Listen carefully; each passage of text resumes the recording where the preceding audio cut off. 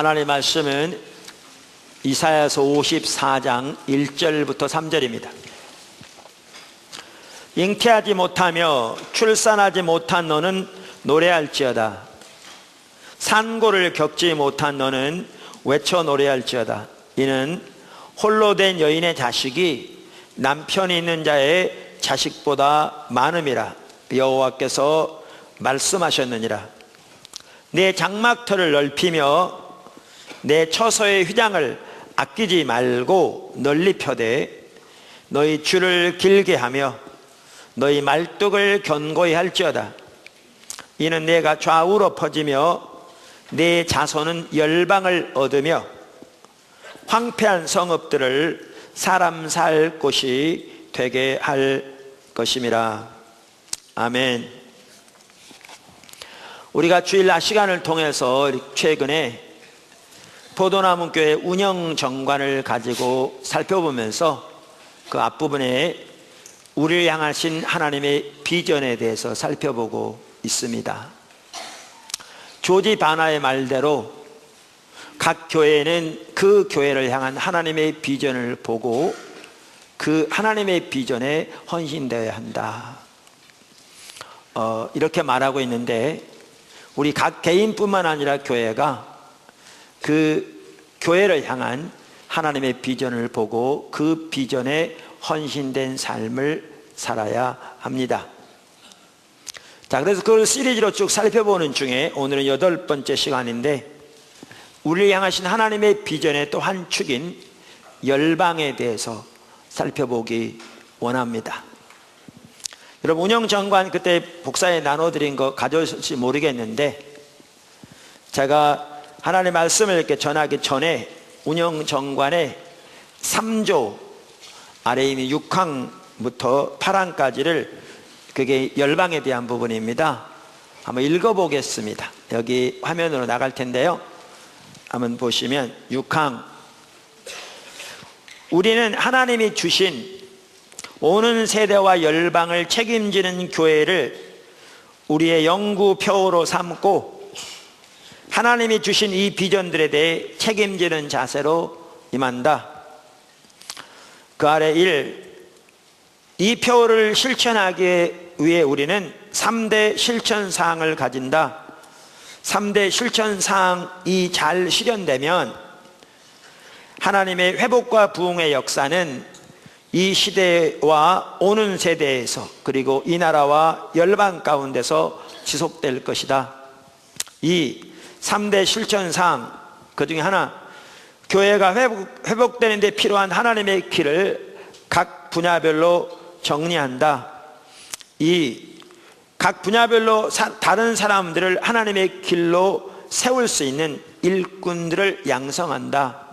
3, 일꾼을 양성할 수 있는 학교 등과 같은 제도와 설비들을 마련한다. 그 다음에 7항, 우리는 한나라도 빼놓지 말게 하옵소서 라는 기도와 함께 온 열방이 주께로 오기를 위해서 기도하고 섬기고, 서울에서 케이프타운까지 From Seoul to Cape Town 이라는 구호를 가지고 우리나라를 중심으로 서쪽을 우선적으로 섬긴다. 8, 우리는 이 모든 비전들과 목표들의 실현을 위해 하나님께서 우리에게 주신 현 위치 주변에 있는 본교회와 사물결 선교의 부지들과 건물들을 합해서 부흥의 도시라고 부르며, 부흥의 도시를 위한 하나님께서 주신 지속적인 3대 기도 제목을 가진다.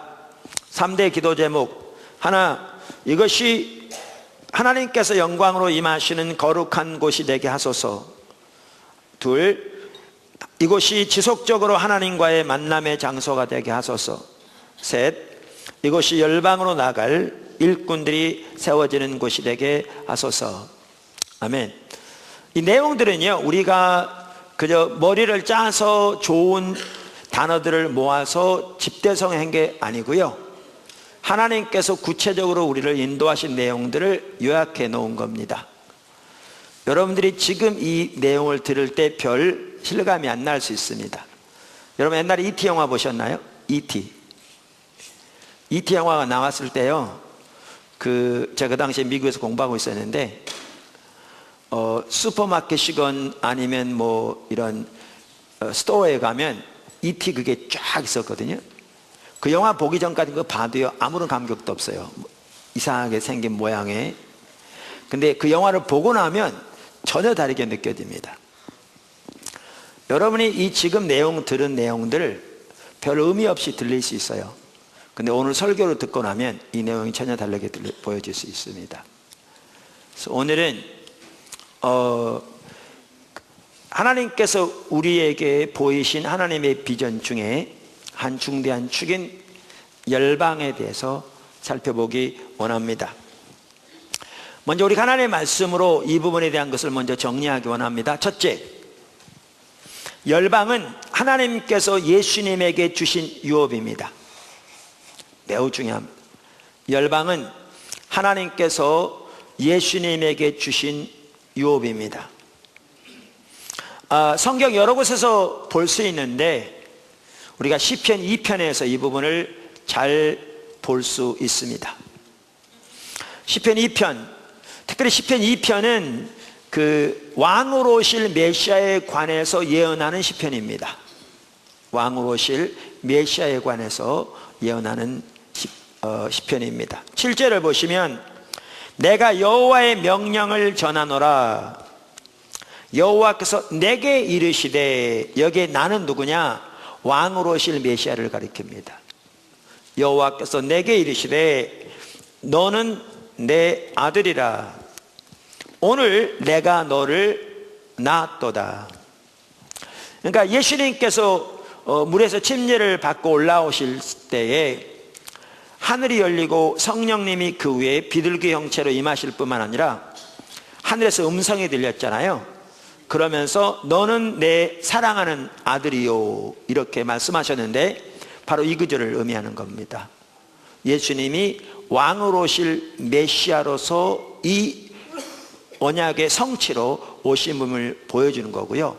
내 기뻐하는 자라, 이 구절은 이사야서 40장 1절 종으로 오실 메시아의 예언을 성취하러 오신 분임을 보여주는 말씀입니다.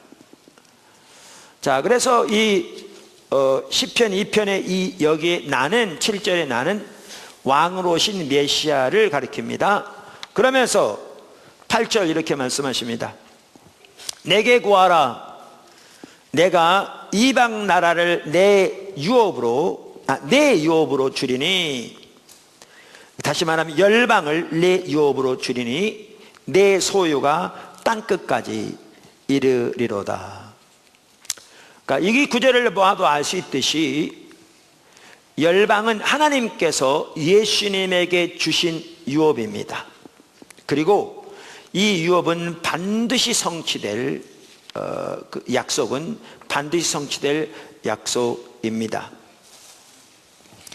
우리가 이 동일한 것을 누가복음 24장에서도 볼 수 있습니다. 혹시 방문하신 분들 계시면 우리는 설교할 때 성경을 부지런히 찾으셔야 합니다. 그리고 성경을 같이 보면서 제 설교를 들으셔야 하나님께서 말씀하고자 하시는 것들을 성경을 통해서 선명하게 보게 되고 또 제가 나누는 것들을 더 잘 이해할 수 있게 될 것입니다. 누가복음 24장은 예수님께서 십자가에 못 박혀 돌아가셨다가 사흘 만에 부활하신 후에 승천하시기 직전에 제자들에게 나타나셔서 그들에게 하신 말씀입니다. 그러면서 44절부터 보면 이렇게 말합니다. 또 이르시되 내가 너희와 함께 있을 때에 너희에게 말한 바 곧 모세의 율법과 선지자의 글과 시편에 나를 가리켜 기록된 모든 것이 이루어져야 하리라 한 말이 이것이라 하시고, 우선 여기에 모세의 율법, 선지자의 글, 시편 이렇게 나오는데 지금도 구약 성경을 크게 세 파트로 나눕니다. 율법, 선지서, 시가서. 때로는 율법과 선지자 해도 구약 전체를 의미하기도 하고요. 그래서 이 세 개로 나누는데, 그래서 여기에 말하는 모세 율법, 선지자의 글, 시편은 구약 전체를 의미합니다. 구약 전체를. 그러면서 예수님께서 뭐라고 그러시냐면, 구약 성경 전체가 나를 가르쳐 말씀하고 있는데, 거기에 기록된 나에 대한 모든 것이 반드시 이루어져야 하리라, 이렇게 말씀하십니다. 자, 그러면서 여기에 보면 예수님에 대해서 기록된 반드시 이루어질 것이 무엇인가, 그걸 세 가지로 요약합니다. 여기에 보시면 예수님께서 45절, 이에 그들의 마음을 열어 성경을 깨닫게 하시고, 또 이르시되 이같이 그리스도가 고난을 받고 제3일에 죽은 자 가운데서 살아날 것과, 또 그의 이름으로 죄사함을 받게 하는 회개가 예루살렘에서 시작하여 모든 족속에게 전파될 것이 기록되었으니 너희는 이 모든 일의 증인이라. 세 가지로 나누는데, 하나는 예수님의 십자가, 두 번째는 예수님의 부활. 이 두 가지는 이미 그 당시 예수님이 이 말씀을 하실 때는 이미 성취되었습니다.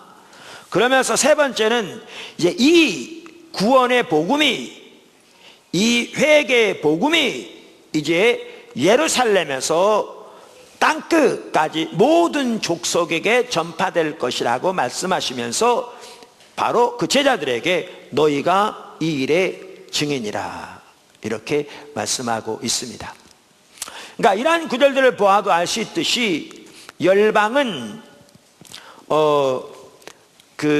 하나님께서 예수님에게 주신 유업이고요, 반드시 성취될 유업입니다. 그래서 누가복음 24장만 하더라도 나를 가리켜 기록된 모든 것이 이루어져야 하리라, 이렇게 말씀하셨잖아요. 그런데 말씀드린 대로 예수님의 십자가 부활은 이미 성취되었습니다. 그 당시에. 그러니까 그것이 확실하게 성취된 것처럼 나머지 하나도 분명하게 성취될 것을 여기에 말씀하고 있죠. 자, 이 구절에 대해서, 또한 이 부분에 대해서 말해주는 또 하나의 중요한 구절이 빌립보서 2장입니다. 빌립보서 2장은 예수님이 하나님과 한 몸이신 삼위일체 하나님이신데, 하나님과 동등될 것을 취하지 아니하시고 자기를 비워 종의 형체로 오셨다. 그래서 십자가에 돌아가셨다. 그렇게 말씀하시면서 9절에 보면, 이러므로 하나님이 그를 지극히 높여 모든 이름 위에 뛰어난 이름을 주사 하늘에 있는 자들과 땅에 있는 자들과 땅 아래에 있는 자들로 모든 이름을 예수의 이름에 꿇게 하시고 모든 입으로 예수 그리스도를 주라 시인하여 하나님 아버지께 영광을 돌리게 하셨느니라, 이렇게 말씀하심으로써 열방이 예수님의 발 앞에 무릎을 꿇고 예수님을 주라 시인하며 열방이 예수님에게 유업으로 주어질 것을 말하고 있습니다. 당연히 이 말은 모든 사람들이 다 자동적으로 구원을 받게 될 것이다, 그것을 말하는 건 분명히 아니겠지요.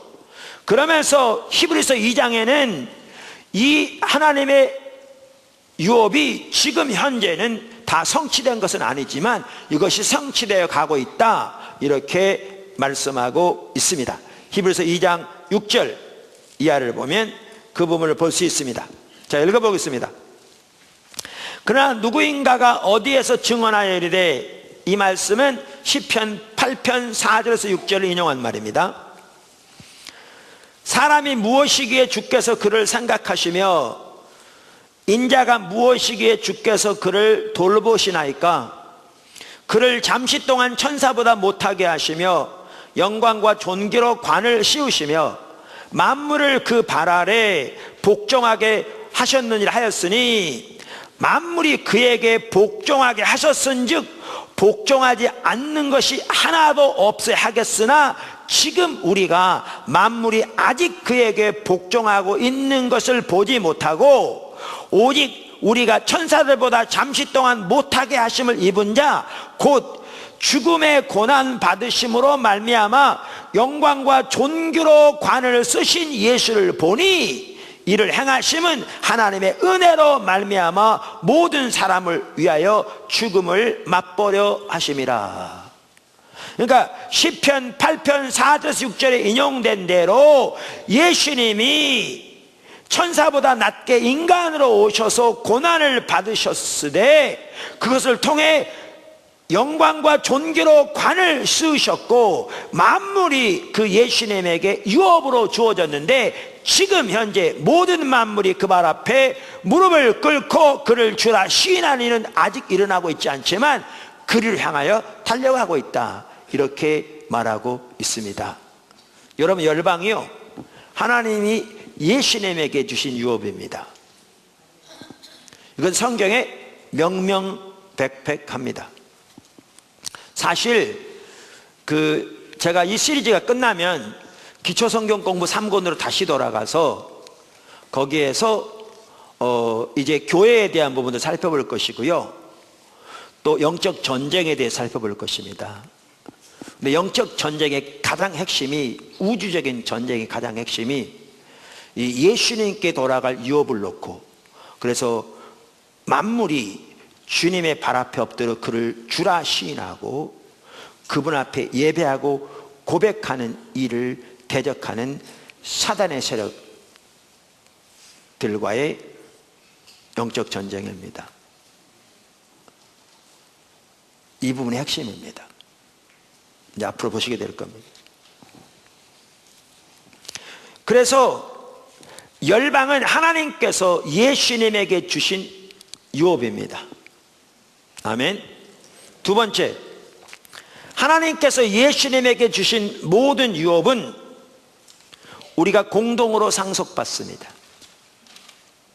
하나님께서 예수님에게 주신 모든 유업을 우리가 공동으로 상속받습니다. 이 부분을 로마서 8장이 잘 말해주고 있습니다. 로마서 8장 15절부터 보시면 이렇게 말하고 있습니다. 너희는 다시 무서워하는 종의 영을 받지 아니하고 양자의 영을 받았으므로 우리가 아빠 아버지라 부르짖느니라. 하나님이 우리에게 성령을 주셨는데 그 성령을 여기에서는 양자의 영이라 부르고 있습니다. 그래서 우리가 그 양자의 영으로 말미암아 하나님을 아바 아버지라 부르게 되었다라고 말씀하고 있습니다. 우리가 우리의 위대한 구원 시리즈를 살펴보면서 하나님을 아바라 부르게 하신 것이 얼마나 놀라운 하나님과의 친밀한 교제 가운데로 우리를 이끄신 것인가라는 것을 이미 살펴보았습니다. 그러면서 하나님이 우리 아버지가 되시기 때문에 이제 성경은 뭐라고 말하는가? 16절, 성령이 친히 우리의 영과 더불어 우리가 하나님의 자녀인 것을 증언하시나니, 자녀이면 또한 상속자, 곧 하나님의 상속자요 그리스도와 함께한 상속자니 우리가 그와 함께 영광을 받기 위하여 고난도 받아야 할 것이니라. 그러니까 우리가 하나님의 자녀이기 때문에 하나님의 상속자라. 그런데 그리스도와 함께한 상속자라 이렇게 말합니다. 이미 살펴본 대로 그리스도와 함께한 상속자란 말은 그리스도와 공동 상속자란 말입니다. 그래서 영어 성경에 보면 co-heir with Christ, 그리스도와 공동 상속자라 이렇게 표현하고 있습니다. 근데 우리가 세상적인 관점에서의 공동 상속자와 하나님의 관점에서 공동 상속자는 다릅니다. 지금 우리나라의 어떤 큰 재벌 그 총수인 분이 지금 병원에 계속 입원해 있잖아요. 신문에 보니까 그분의 재산이 몇십조라고 그러더라고요. 자, 그러면 그분이 만약에 돌아가시게 되면 그 몇십조의 재산을 자녀들이 공동으로 상속받잖아요. 그럼 공동으로 상속받는다는 말은 그분의 재산을 그 상속자 숫자만큼 동일하게 나눠서 가져간다는 말이죠. 특별한 유언이 없으면. 이게 공동 상속자잖아요. 그럼 그런 관점에서 그럼 예수님과 함께 공동 상속자란 말은 그렇게 이해한다면, 예를 들면 세상의 기독교인이 20억 명이라면 예수님과 함께 20억 1로 하나님의 모든 유업을 20억 1분의 1로 나눠 가지고 하나씩 갖는다는 말인가? 이게 세상적인 관점에서의 공동 상속자죠. 근데 하나님의 관점에서 공동 상속자는 전혀 그게 아닙니다. 그럼 하나님의 관점에서 공동 상속자는 이런 뜻입니다. 하나님의 모든 유업을 예수님이 유업으로 받습니다. 그 모든 하나님의 유업을 예수님이 상속받습니다. 그럼 우리가 공동 상속자로서 예수님이 받는 그 하나님의 모든 유업을 우리가 동일하게 받습니다. 이게 공동 상속자입니다. 성경이 말하는.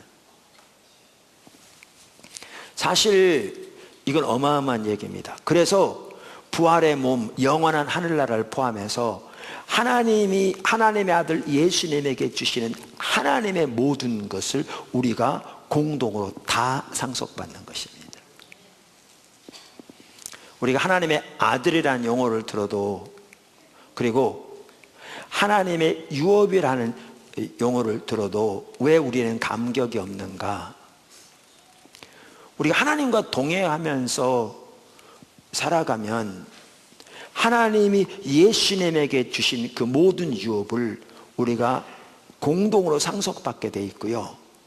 그것이 근본적으로 성취되는 것은 하늘나라에 성취되겠지만, 하나님 나라가 이미 이 땅에 임해서 부분적일지 모르고 제한적일지 모르지만 그 유업들을 오늘날 우리의 삶에서 실제로 경험하게 돼 있는데, 우리가 하나님과 동행하는 삶을 살지 않으니까 교리적으로 이론적으로는 하나님의 자녀고 하나님의 유업을 상속받았다고 생각하지만 실제 삶에서는 전혀 경험되지 않고 실제 삶에서는 전혀 실제적으로 이루어지지 않으니까 하나님의 자녀라는 말을 들어도, 하나님의 유업이라는 말을 들어도 전혀 감격이 없는 거죠. 전혀 감격이 없는 거죠. 근데 하나님의 자녀가 된 것은 참으로 엄청난 일입니다. 어마어마한 일입니다. 이처럼 하나님이 예수님에게 주신 모든 유업을 우리가 예수님 안에서 공동으로 상속받게 됩니다. 그래서 열방의 유업도 정확하게 하나님이 근본적으로 예수님에게 주신 유업이되 우리가 예수님 안에서 공동으로 상속받는 것입니다. 아까 누가복음 24장에서 살펴본 것처럼 하나님이 열방을 예수님에게 유업으로 주시는데 실제로 이 일이 누구를 통해서 실현되는가? 예수님의 제자들인 우리들을 통해서 이 일이 실현되지요. 실현되지요. 예수님에게 주신 하나님의 모든 유업이 우리에게 예수님 안에서 공동으로 주어진다는 것을 잘 보여주는 하나의 구절 중에 하나가 사도행전 13장입니다. 사도행전 13장 45절 이하를 보면 이 말은 사도 바울이 비시디 안디옥에서 유대인들에게 복음을 전하는데 그들이 복음을 받아들이지 않고 대적하자 사도 바울이 이방인에게 가면서 하는 말입니다.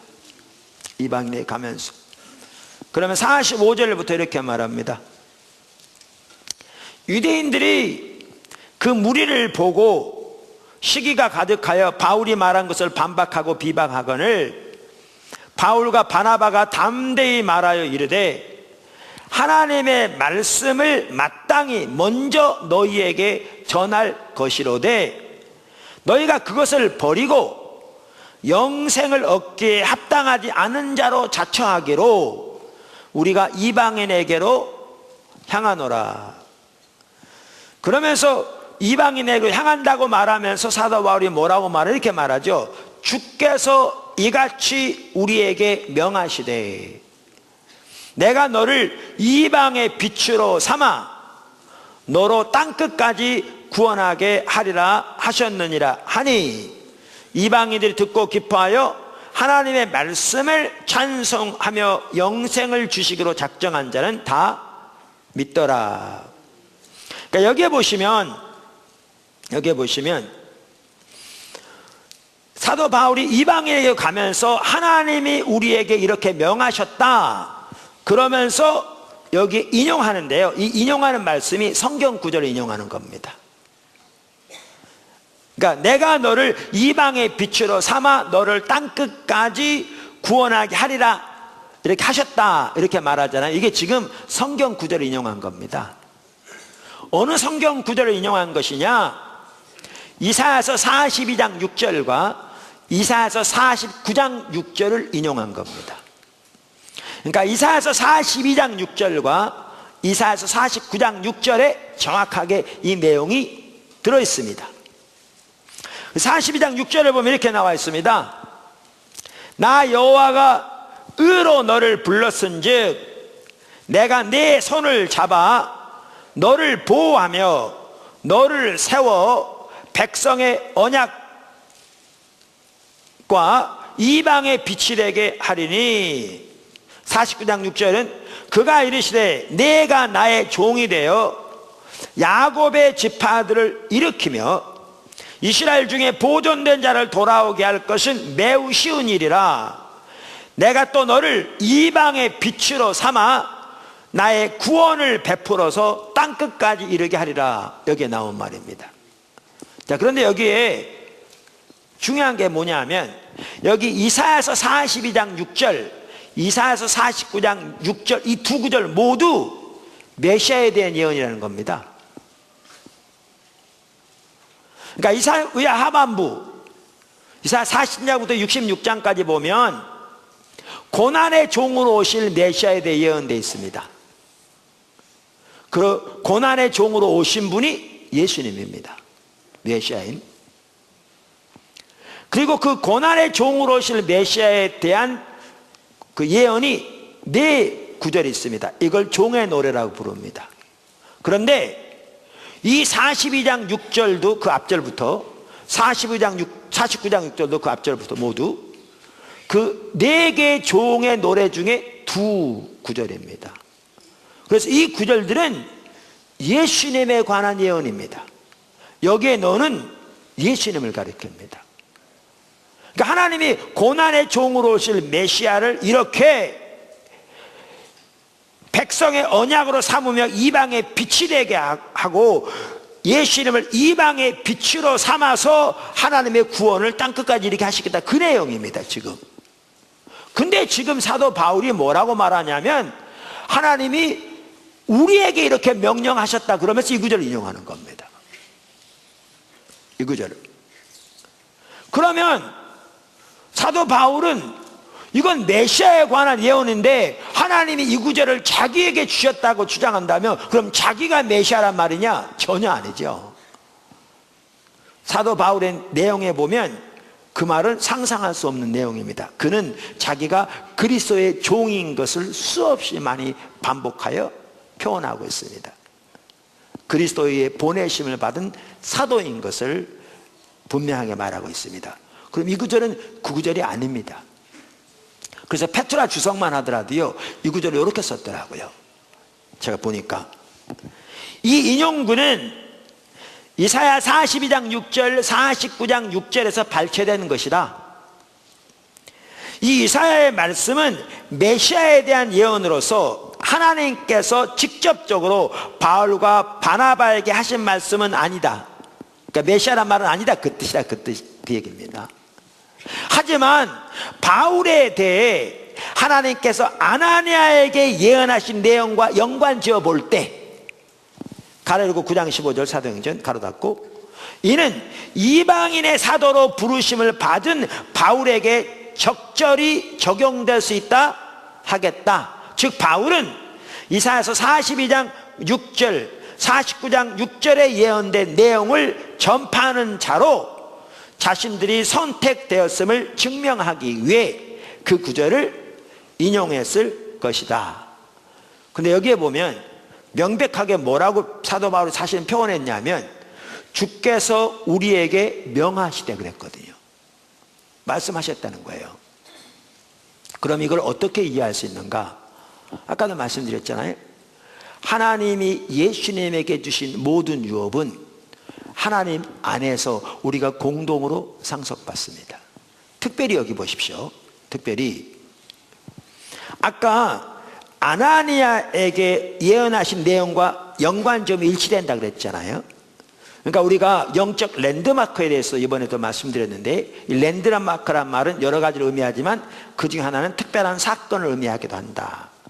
그럼 우리가 영적 랜드마크란 말은 하나님이 하나님의 뜻을 우리에게 보이신 특별한 사건들을 가리킨다 그랬잖아요. 그러면 사도 바울은 자신이 사도인 것을 명백하게 알았죠. 뿐만 아니라 사도 중에서도 이방인을 위한 사도인 것을 명백하게 알아 있거든요. 또 이방인을 위한 사도 중에서도 그는 교회의 기초를 놓는 사도인 것을 명백하게 알았습니다. 그래서 그와 같은 경우에는, 바울의 경우에는 이미 교회가 세워진 곳은 가지 않았습니다. 그런데 어떻게 알게 됐느냐? 처음에 바울이 구원받을 때 예수님이 부활하신 몸을 가지시고 그 당시 사울에게 나타나신 거잖아요. 다메섹 도상에서. 그리고 그에게 말씀하셨어요. 이게 하나의 영적 랜드마크였죠. 그 다음에 여기 아까 그 페트라 주석의 학자도 말한 것처럼 예수님이 아나니아에게 찾아오셨어요. 눈이 멀어 사울이 다메섹의 직가라는 거리에 있는 사람의 집에서 금식하고 있을 때 아나니아에게 찾아오셔서 이 사울에 대해서 말씀하시고 그를 통해 앞으로 어떤 일을 하실 건가를 말씀하셨어요. 이거요, 또 하나의 영적 랜드마크였어요. 그리고 여기 성경을 보면 그가 성경을 읽는 중에 이 구절들을 통해서 하나님이 그에게 또렷하게 말씀하신 걸 볼 수 있어요. 여기에 보면 더 나아가 로마서 15장에 보면 그가 이미 교회가 세워진 곳에는 그는 가지 않기로 작정했다. 왜? 그의 소명이 복음이 전파되지 않는 곳에 복음을 전하는 교회의 기초를 놓는 소명이니까. 그런데 그것을 어떻게 발견하게 되었는가? 역시 이사야 하반부를 인용하면서 바로 그 이사야 하반부를 읽는 중에 하나님이 또렷하게 그에게 말씀하신 것을 볼 수가 있습니다. 그러면 이 하나의 사건들이 뭐냐? 영적 랜드마크들로서 하나님의 계획과 뜻을 알리신 사건들이었죠. 그리고 이걸 쭉 연결해 보니까 하나님이 바울을 어디로 인도하시는가가 선명히 보여진 겁니다. 선명히. 하나님 목적이 보여진 거죠. 하나님 비전이 보여진 거죠. 자, 그러면 이런 차원에서 이해할 때 하나님이 이사야서 49장 6절, 42장 6절을 가지고 바울에게 또렷하게 하나님의 뜻을 보이신 것을 볼 수가 있습니다. 그러니까 이 말은 학자들도 동의하고 다 동의하듯이 바울이 메시아라는 얘기가 전혀 아닙니다. 그건 가당치도 않는 얘기고요. 누구보다 바울이 그것을 강력하게 부인한 사실이죠. 근데 이건 뭐예요? 예수님에게 주신 이 유업이 바울을 통해 성취될 것을 말씀하시고 그 일로 그를 부르신 것을 보여주죠. 그 일로 그를 부르신 것을 보여줍니다. 이와 같이 하나님께서 우리에게 주신, 그러니까 하나님께서 예수님에게 주신 유업들이 예수 그리스도 안에서 우리에게 공동으로 주어집니다. 공동으로 주어집니다. 그래서 하나님의 비전이 그만큼 중요한 게 그겁니다. 하나님이 베드로는 유대인을 위한 사도로 세우셨습니다. 하나님이 바울은 이방인을 위한 사도로 세우셨죠. 이방인을 위한 사도 중에서 아까 어떤 사도로 세우셨다고요? 교회의 털을 닦는 사도로. 근데 아볼로 같은 경우에는 건물에 비유하면 바울은 교회의 털을 닦는 일을 감당했고, 아볼로 같은 경우에는 건물을 세워가는 일을 감당했죠. 그걸 다른 비유로 말하면 바울은 씨를 뿌리는 일을 감당했고, 아볼로는 물을 주는, 그 씨앗을 자라게 하는 일을 감당했습니다. 하나님의 위대한 일이 이루어지되 각자 하나님이 보이신 비전대로 섬기게 될 때 하나의 퍼즐과 같습니다. 그것이 모아질 때 전체 그림이 완성되는 거죠. 전체 그림이. 그래서 조지 바나를 제가 자주 인용하는데 The Power of Vision이라는 책에서 그분도 그래요. 한 지역에 있는 교회만 하더라도 그 각 교회를 향한 하나님의 비전이 각기 다르다. 뭐처럼 그 지역을 향한 하나님의 뜻이 큰 그림 같다면 각 교회들은 그 그림이 하나의 피스처럼, 바울이 이방인을 위한 사도요, 베드로가 유대인을 위한 사도인 것처럼, 바울이 물을 주는 사도요, 바울이 씨를 뿌리는 사도요, 아볼로가 물을 주는 사도인 것처럼, 그리고 이것이 모아지게 될 때 그 지역을 향한 하나님의 뜻이 온전히 이루어지는 것이죠. 그러면서 그는 심지어 각 지역에 있는 모든 하나님의 교회에 동일한 비전을 주셨다면 그건 서로 경쟁시키는 것에 불과하다. 그래서 미션과 비전은 다르다고 말씀드렸잖아요. 복음을 전해서 열방까지 땅끝까지 복음이 전파되고 하는 미션이 있을지 몰라도 그 미션 아래 각기 부르신 비전이 다르다고요. 바울을 향한 비전이 다르고 베드로를 향한 하나님의 비전이 달랐듯이.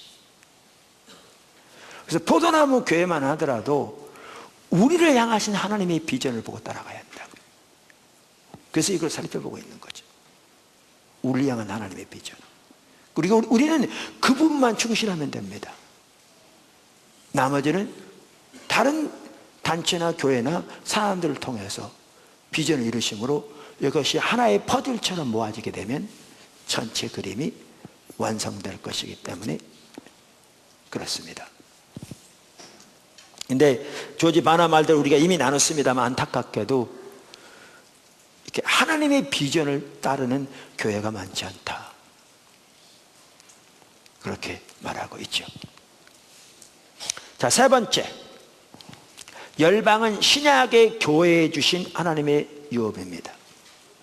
열방은 신약의 교회에 주신 하나님의 유업입니다. 여러분, 이것을 반드시 기억하셔야 합니다. 열방은 근본적으로 하나님께서 예수님에게 주신 유업입니다. 하나님은 모든 피조물이 열방이 예수님의 발 앞에 무릎을 꿇고 예수를 주라 시인하며 고백하며 그를 높이도록 열방을 예수님에게 주셨고 그 일을 이루어가고 계십니다. 성경이 명명백백하게 기록하고 있습니다. 그런데 이 유업이 아까 나눈 것처럼 우리가 예수님 안에서 공동으로 우리에게 주어질 뿐만 아니라 이 유업이 누구를 통해서 성취된다고요? 교회를 통해서 성취된다고요. 그런 의미에서 열방은 교회에 주신 유업입니다. 그런 의미에서. 그러나 반드시 기억하셔야 합니다. 열방은 근본적으로 하나님께서 예수님에게 주신 유업입니다. 아까 시편 8편을 보아도 아시듯이 예수님에게 주신 유업입니다. 자, 그래서 그런 의미에서 아까도 설명한 의미에서 열방이 신약의 교회에 주신 유업인데 우리가 이미 누가복음 24장에서 예수님이 말씀하신 대이임령에서 그걸 보았고요. 동일한 내용이 마태복음 28장 18절에서 20절에 나오는 대이임령에도 나옵니다.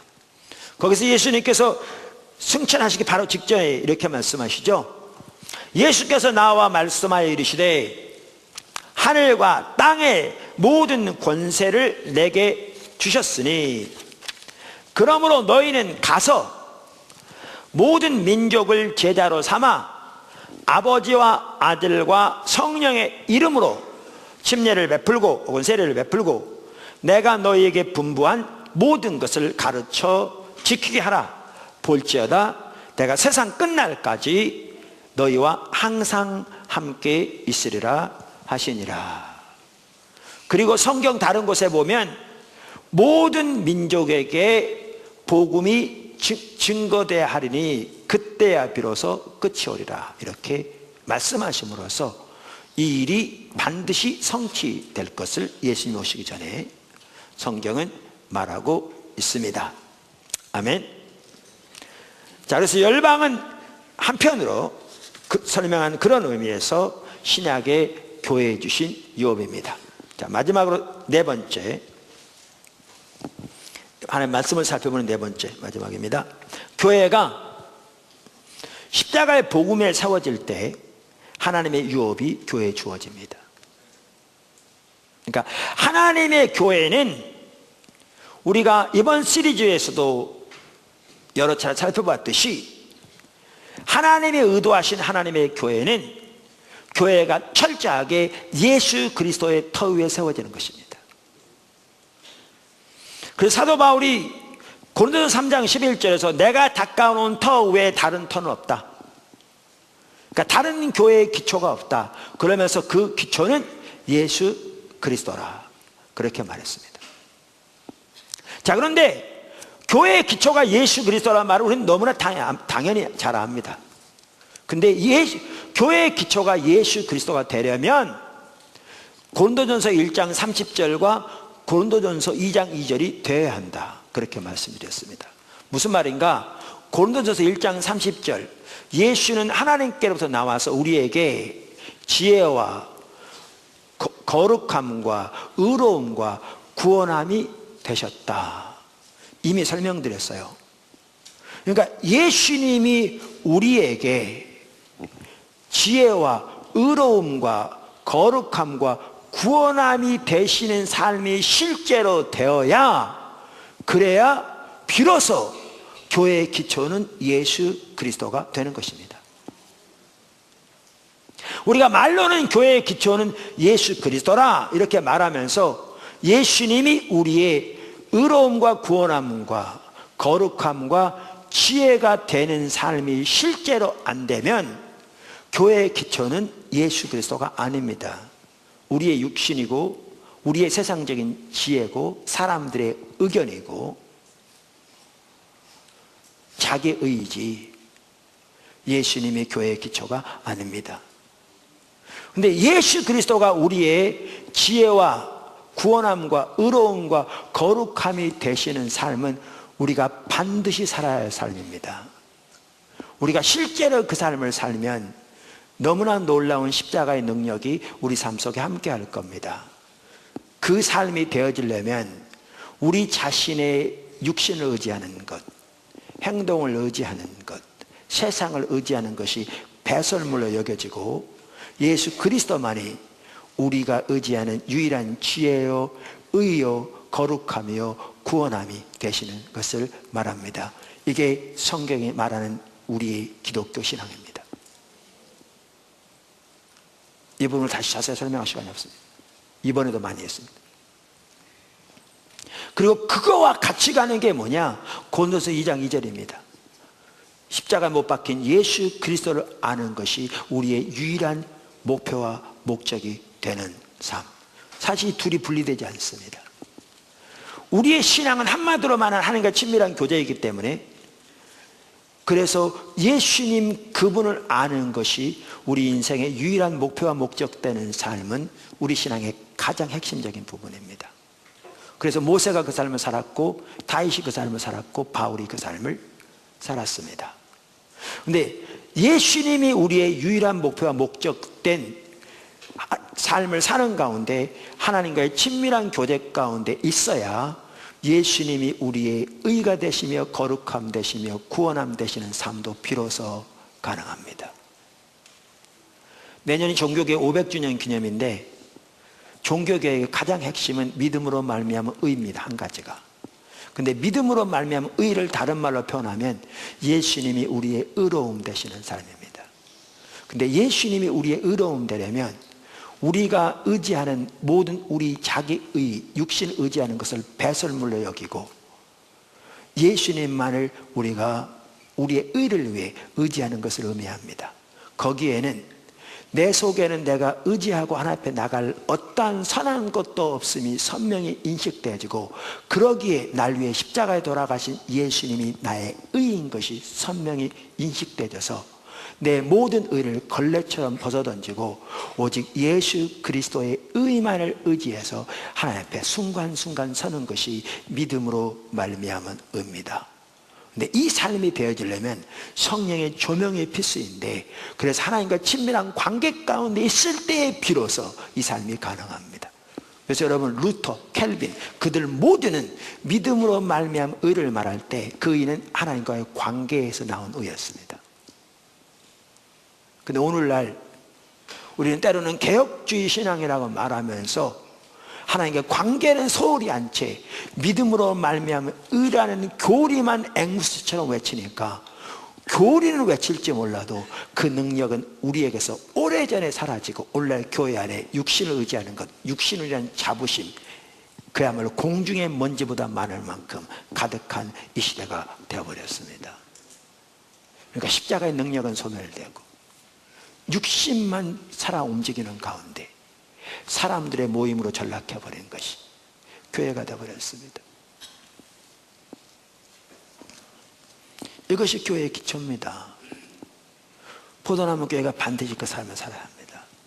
근데 교회가 이렇게 철저하게 십자가의 복음, 신앙의 본질에 세워질 때 그것이 하나님이 의도하신 교회고, 그때 하나님의 유업이 거기에 주어집니다. 거기에.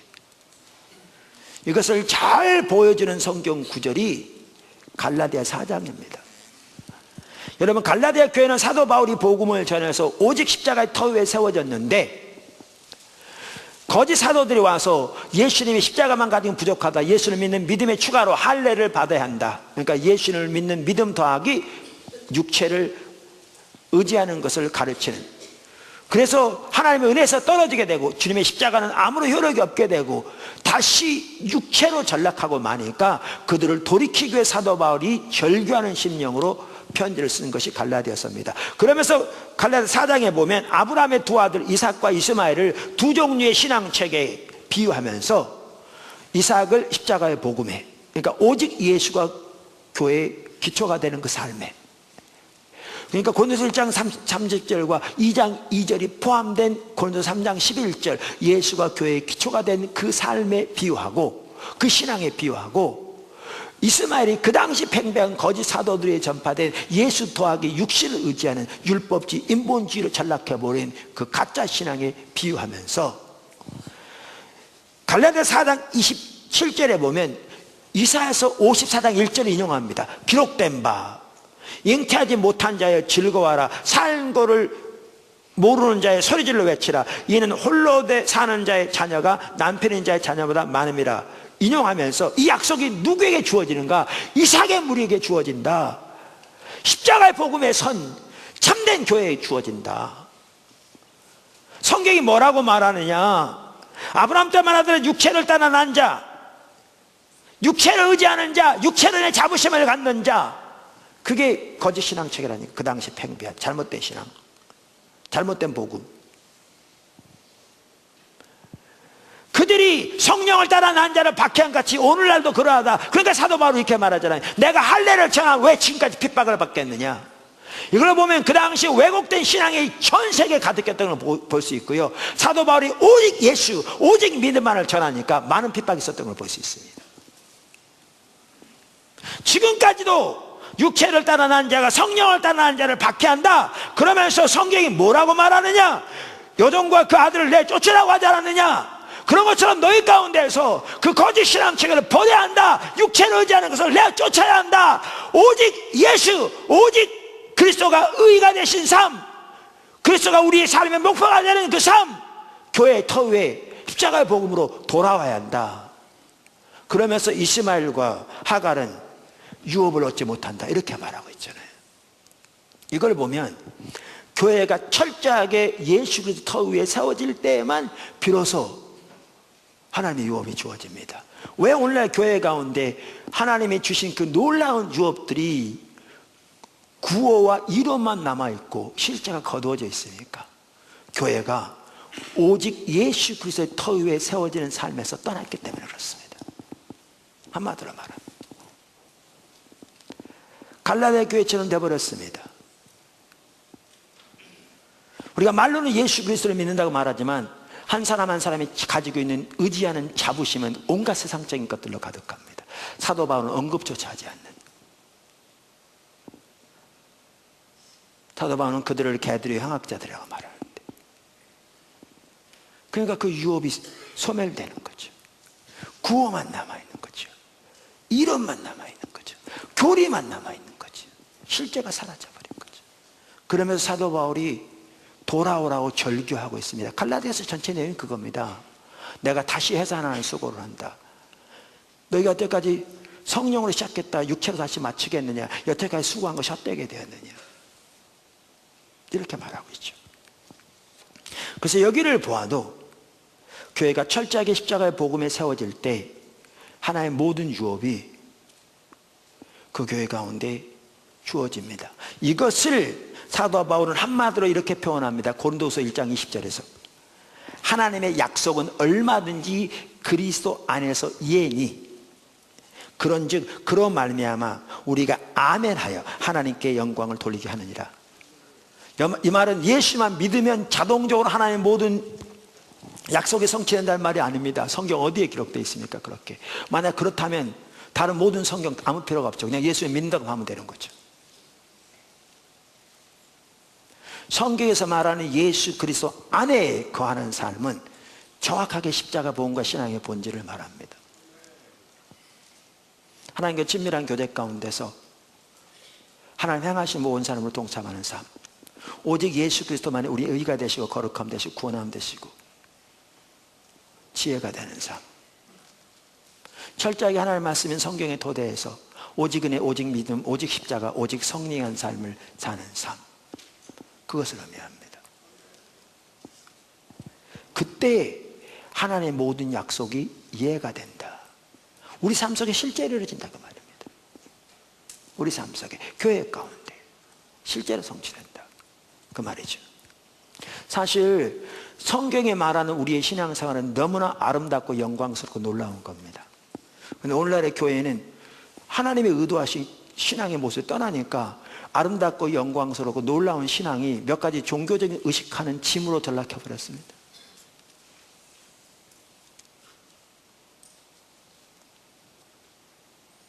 예수를 믿긴 믿으니까 주일날 교회는 가야 되겠는데 피곤한데 아침 일어나서 오려고 그러니까 부부싸움하고 빨리 안 한다고, 11조 하면 도둑질하는 거라니까 11조는 해야 되겠는데 쓸 거는 많은데 부담스럽고, 그러니까 이거라도 해야 하나님이 그래도 복 주시지 않을까 생각하니까 예배나 11조는 드리는데 감격도 사라지고, 그렇다고 해서 예수 믿는다고 해서 삶에서 승리가 있는 것도 아니고, 우리 옆집에 저 안 믿는 사람은 오히려 사업이 잘 되던데 내 사업을 어렵게만 하고, 그렇게 하니까 종교적인 의무로 전락해버려서 그저 신앙생활 안 할 수는 없으니까 주일날 교회는 오지만 예수 믿는 그 감격과 그 하나님 백성으로서 그 영광과 그 복음의 승리 거의 다 잃어버린, 그게 오늘날의 성도들의 모습입니다. 왜요? 그리스도의 터 위에서 떠났기 때문에.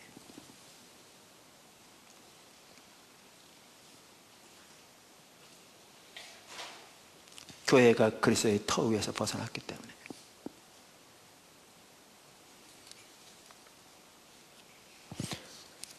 그리스도의 터 위에 세워져야 합니다. 버드나무 교회가, 모든 교회가, 또 여러분이 한 사람 한 사람, 이처럼 교회가 십자가의 복음 위에 세워질 때 그걸 성경적인 용어로, 고린도전서 용어로 말하면 예수 그리스도의 터 위에 세워질 때, 올바른 의미에서 그때 하나님의 모든 유업이 주어지는데 그 중에 하나가 뭐냐? 열방입니다. 사실은 오늘도 또 읽었습니다만 그 이사야서 54장 1절 3절은요 매우 중요한 구절입니다. 성경이 그걸 중요한 구절로 다루고 있고요, 우리에게도 매우 중요한 구절이고요, 거기에 우리 소명이 들어있고요, 우리의 부르심이 들어있습니다. 거기에 보면. 그래서 그 이사야서 54장을 다시 한번 보십시오. 뭐라고 말하는가? 잉태하지 못하며 출산하지 못한 너는 노래할지어다. 산고를 겪지 못한 너는 외쳐 노래할지어다. 여기 보면 잉태하지 못한 자, 출산하지 못한 너, 이걸 한편으로 말하면요, 가장 먼저는 바벨론 포로로 잡혀가 있는 이스라엘 백성들이 회복될 것을 말하기 때문에 가장 우선적으로는 이스라엘 백성들의 그 상태를 지금 말합니다.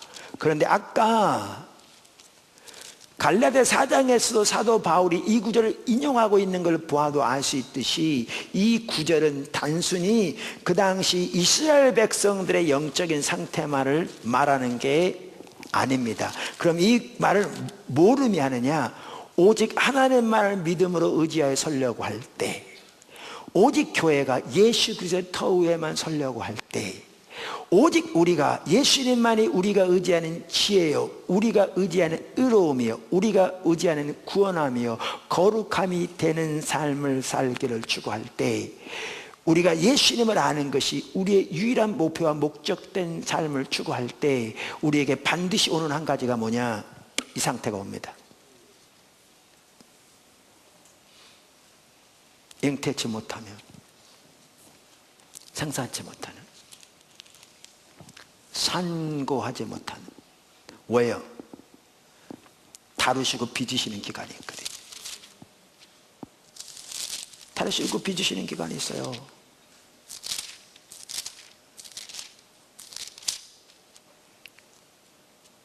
그래서 이사야서 49장에 보면 아까 말한 종의 노래라고 말하는 그 예수님에 대한 예언인데, 이사야 49장 4절에 말하면 뭐라고 나온 줄 아세요? 그러나 나는 말하기를 내가 헛되이 수고하였으며 무익하게 공연히 내 힘을 다하였다 하였고 참으로 나의 판단이 여호와께 있고 나의 보응이 나의 하나님께 있느니라. 이렇게 말함으로써 여러분 학자들이 그 쭉 달아난 것도 보더라고 그렇더라고요. 예수님의 삶에서도 이사야서 54장의 1절에 나오는 것 같은 그것을 느끼는 시대가 있었어요.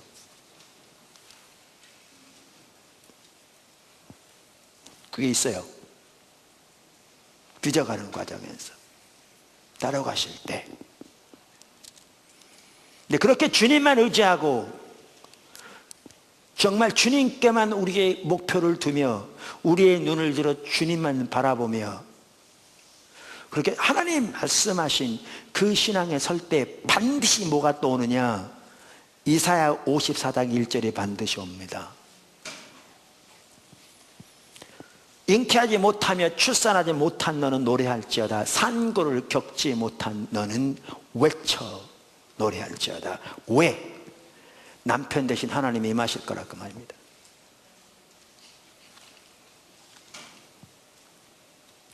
육체적인 관계를 말하는 게 아니죠. 상징적으로 표현한 거죠.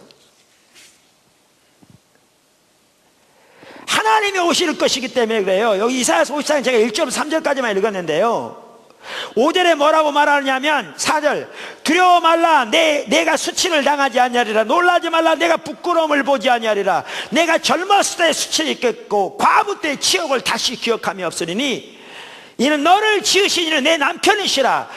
그의 이름은 만군의 여호와시며 내 구속자는 이스라엘의 거룩한 이시라.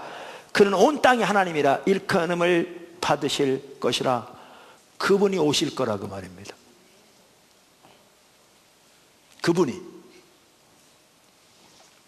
그분이 임하실 거라 그 말이에요. 이게 부흥과도 관련된 핵심적인 구절입니다. 그래서 과부 때 수치를 입겠다. 주님만을 의지하고 설 그때. 여러분 2000년 교회 역사를 보십시오. 하나님의 위대한 일을 위해 귀를 예비했던 자들이요 정확하게 똑같은 과정을 거쳤습니다. 그가 웨슬리든지 그가 루터든지 똑같은 과정을 거쳤습니다. 성경대로. 네, 그렇게 주님만 의지해 설 때에 하나님이 오셨습니다. 그러면서 이 성경의 표현대로 과부 때의 수치를 잊게 하셨습니다. 과부 때의 수치를 잊게 하셨어요.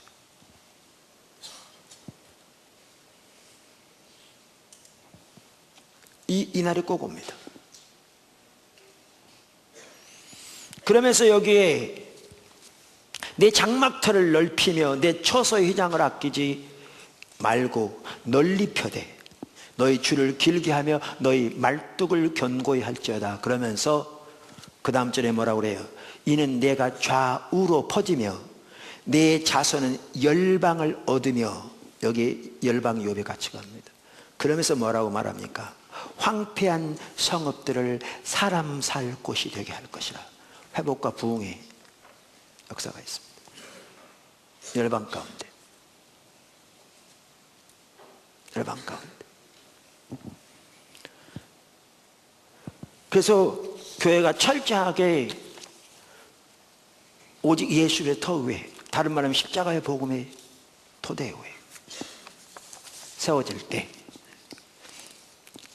하나님의 유업이 주어지는데, 그 유업의 한 핵심은 열방입니다. 한 핵심은 열방입니다. 그 다섯 번째, 포도나무 교회를 향한 열방에 대한 영적 랜드마크들. 포도나무 교회에게 보이신 열방과 관련한 영적 랜드마크들. 자, 지금까지는 이렇게 하나님의 말씀을 토대로 해서 어떻게 열방이 예수님에게 주신 유업이고, 그 예수님에게 주신 유업이 우리가 공동으로 상속을 받는 우리에게 주신 유업일 뿐만 아니라 그 유업이 신약의 교회를 통해서 이루어진다는 의미에서 교회에 주신 유업이기도 하고, 그런데 그 유업이 교회가 철저하게 예수 그리스도의 기초 위에 세워지게 될 때 그 유업뿐만 다른 모든 유업이 주어진다라는 부분을 살펴보았습니다. 지금부터는 이제 이번에 그 시리즈가 우리를 향하신 하나님의 비전을 살펴보다 보니까 이제 하나님께서 어떻게 우리를 인도하셨는가, 또 어떻게 이 하나님의 비전으로 우리를 이끌어 오셨는가, 이제 이 부분을 나눕니다. 그러니까 자칫 잘못하다 보면 예배 시간에 간증이나 하고 있는 것처럼 보일 수 있는데, 이건 그런 차원이 아니고 구체적으로 하나님께서 우리를 인도하신 것들을 보면서 지금 하나님께서 포도나무 교회를 어디로 인도하셨고 지금 우리가 어디까지 와 있으며 우리가 어디를 향해 가고 있는가를 분명히 보아야 하기 때문에 이 부분을 같이 나눕니다. 제가 이렇게 조지 바나도 얘기하듯이 사실 그뿐만 아니라 리더십에 대해 책을 쓴 분들도 대부분은 그 얘기하거든요. 비전과 관련해서 가장 중요한 것이 리더십이다. 왜냐하면 그 단체 조직을 위한 비전이 많은 경우에 리더에게 주어지기 때문에, 그러니까 안 믿는 사람들도 그것은 리더의 몫이라고 생각합니다. 그러나 우리는 하나님의 관점에서 보더라도 하나님의 비전을 말할 때 많은 경우에 모든 걸 다 그런 건 아니지만 리더를 통해서 주어지는 경우가 많죠. 그래서 이렇게 하나님께서 어떻게 포도나무 교회를 세우시고 오늘까지 인도하게 하셨는데, 저를 통해서 그동안에 보이신 그 열방과 관련된 영적 랜드마크들을 살펴보므로 아까 하나님께서 우리를 어디로 부르셨는가를 같이 살펴보기 원합니다. 제가 오늘 설교를 준비하면서도 이렇게 영적 랜드마크들을 쭉 살펴보는데 저 자신도 이렇게 정리하다 보면 더 느끼는 바가 있는데, 우리에게 보이신 하나님의 비전 중에 가장 많은 영적 랜드마크가 있는 부분이 열방에 대한 부분이더라고요. 다른 어떤 부분보다 훨씬 더 많은 부분이 열방에 대한 부분이었어요. 그 중에 일부를 제가 살펴보려고 합니다. 사실 열방에 대한 부분은 제가 젊었을 때부터 하나님께서 인도하셨습니다.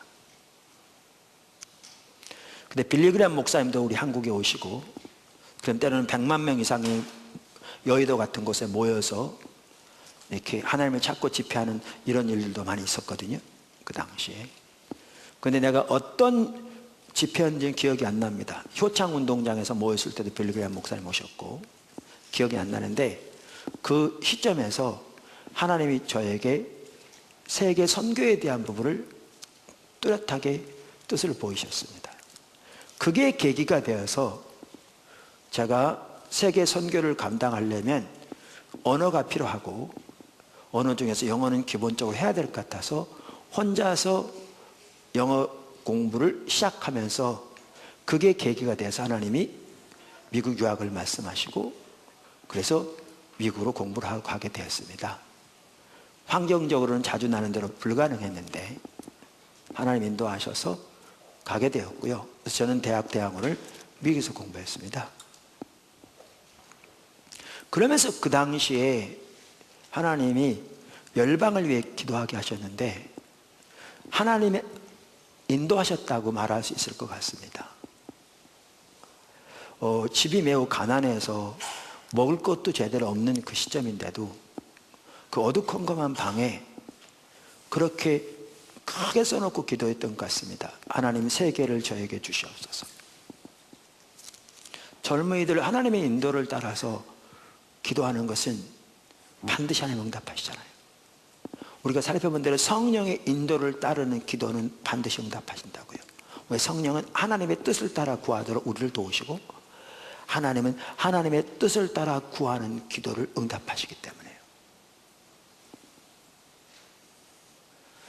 지난 주간에요, 우리 고등학교 3학년 일반 동창들이 제 방에 모였습니다. 우리 안 믿는 친구들을 혹시 전도할 기회도 있을까 해서 이제 교제를 좀 하려고, 자주는 못 만나도 1년에 한 차례 내지 2차례는 이렇게 만납니다. 제가 포도나무 교회로 초청했습니다. 제 목양실로. 그래서 많이는 못 왔지만 가능한 부부단 동반해서 오라 그래가지고 왔습니다. 너무나 행복한 시간이었고 너무나 좋은 시간이었고요. 그래서 한 친구 같은 경우에도 아내가 예수를 믿는데, 예수님을, 이 친구도 교회는 다니는데 신앙이 올바로 못 서 있는 것 같아요. 오늘 꼭 아내하고 같이 왔어야 되는데 라고 말하면서 섬길 부분이 있는 것 같더라고요. 그래서 정말 행복했습니다, 같이. 근데 우리 그때 다니던 학교는 나름대로 좀 머리는 좀 얼마큼 똑똑할지 몰라도 다 가난한 사람들이어가지고요. 그래서 제가 그 당시 얘기를 했더니 설명할 필요가 없어요. 다 그렇게 살았으니까. 공감대가 금방 형성되는 그런 상황이었는데, 먹을 것도 없는 상황인데 하나님이 그렇게 써놓고 기도하게 하셨는데요, 하나님이 세계를 저에게 주시옵소서. 그리고 기도하면 이 속에서 뜨거운 열정이 올라오곤 했어요. 이렇게 기도가 되어지더라고요. 기도가 되어진다고 그럴까? 하여튼 기도하는데 권역별로 기도하는 거죠. 아시아를 주시옵소서, 유럽을 주시옵소서, 아프리카를 주시옵소서. 그러면 이런 막 열망이 솟아요. 막 뜨거운 열정이 솟으면서 하나님 세계를 저에게 주시면, 하나님 사람들이 저를 조롱하고 멸시해도 괜찮습니다 주님, 막 이러고 기도했거든요. 아까 제가 말씀드린 대로 우리 젊은이들 많은데 하나님을 찾는 가운데 하나님이 비전을 보이시면 그걸 붙들고 기도하라고요. 먹을 게 없는 당시였다니까요. 그런데 하나님이 지금 제가 말씀을 전하기 위해서 가는 나라만 해도 25나라가 넘었고요. 어떤 나라는 수십 번씩 갔고요. 지금 선교의 사역 세계 여러 나라 가운데 놀라웠게 세워지고 있습니다. 하나님 우리의 기도를 응답하시죠.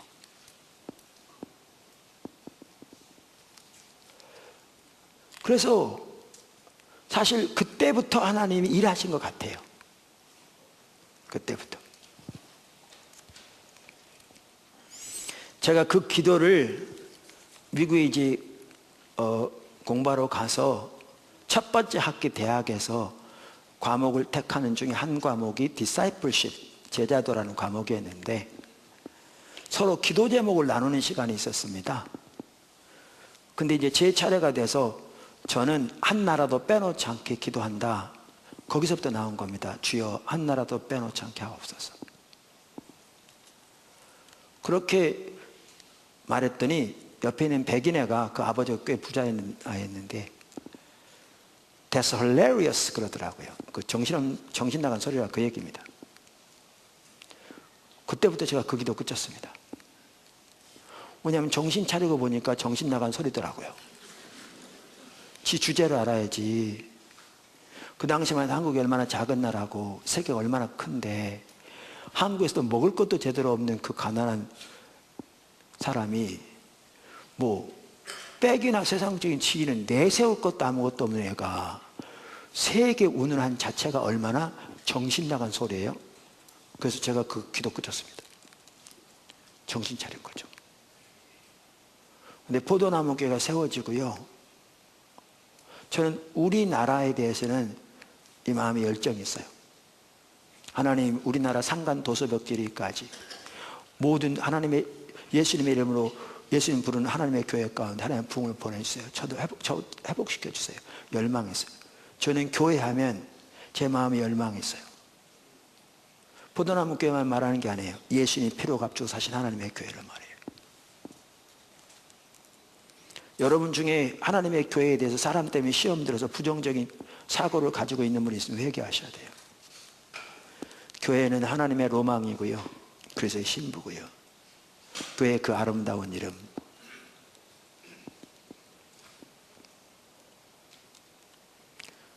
그래서 우리나라를 위해 기도하면 어떨 때는 기도 중에 막으세요. 그런 마음을 주신 것 같아요. 심지어 젊었을 때 했던 그 기도를 상기시켜 주세요. 오랫동안 이제 안 했는데 정신 차리고. 너 젊었을 때 기도할 때 니네 나라만 왜 기도했냐? 너 열방을 왜 기도하지 않았냐? 그리고 너 열방을 주면 너 그렇게 하겠다고 하지 않았느냐? 그걸 상기시켜 주세요. 그러면서 니네 나라 내가 알아서 할 테니까 너는 다른 나라 왜 기도해? 그랬어요. 제가 어떨 때는요, 외국 나가는 게 쉽지 않습니다. 그냥 여기서 잘 섬기는 것도 좋은데 왜 나가는 줄 아십니까? 그분의 마음을 알기 때문에요.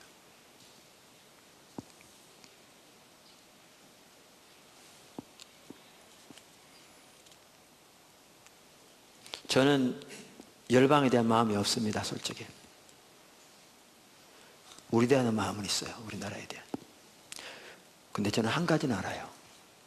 열방을 향한 그분의 마음은 알아요. 그래서 갑니다. 그래서 가요. 간단합니다.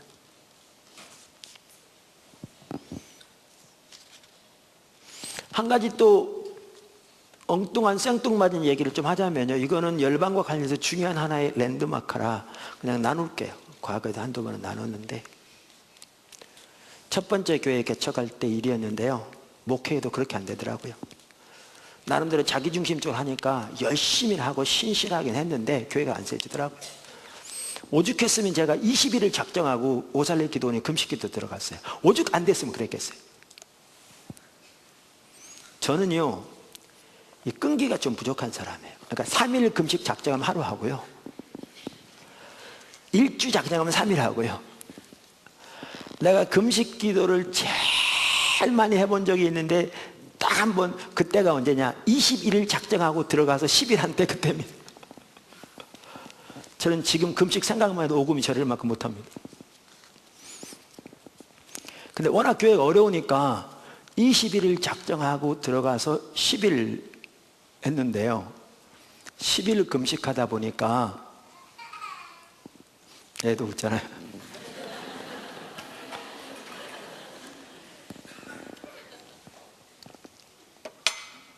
10일 금식기도 하다 보니까 주일 예배를 본교에서 못 드리고 기도원에서 드렸어요. 근데 그 주일이 여의도 순복음교회 해외 선교 주일이더라고요. 각 대륙별로 나라별로 선교사님들이 그 나라 국기를 들고 쫙 나오는데요. 내가 보기에 내 생각에 여의도 순복음교회 한 교회만 해도 세계 선교 다 하겠다 싶더라고요. 그럼 감사해야 되잖아요. 근데 내 처지를 생각하니까 이게 감사보다는 의기소침이 되더라고요. 예배가 끝나고 기도굴에 가서 앉아있는데 기도할 의욕도 없는 거죠. 조금은 이해하시겠죠, 마음을. 근데 전혀 예상치 않았는데요, 성령의 감동이죠. 하나님께서 또렷하게 어떤 감동을 주시냐면, 내가 내게 세계 선교를 맡긴다 그러시더라고요. 이거는요, 저에게만 맡긴다 그 얘기는 안 해요. 부르실 때 각자에게 하신 말씀이죠. 그러면서 뭐라고 하시냐면, 내가 그 징표로 네 섬기는 교회 성도를 10,000명 되게 하겠다 그러시더라고요. 개척교회는 목사가 목회한 데가 머리가 돌았어.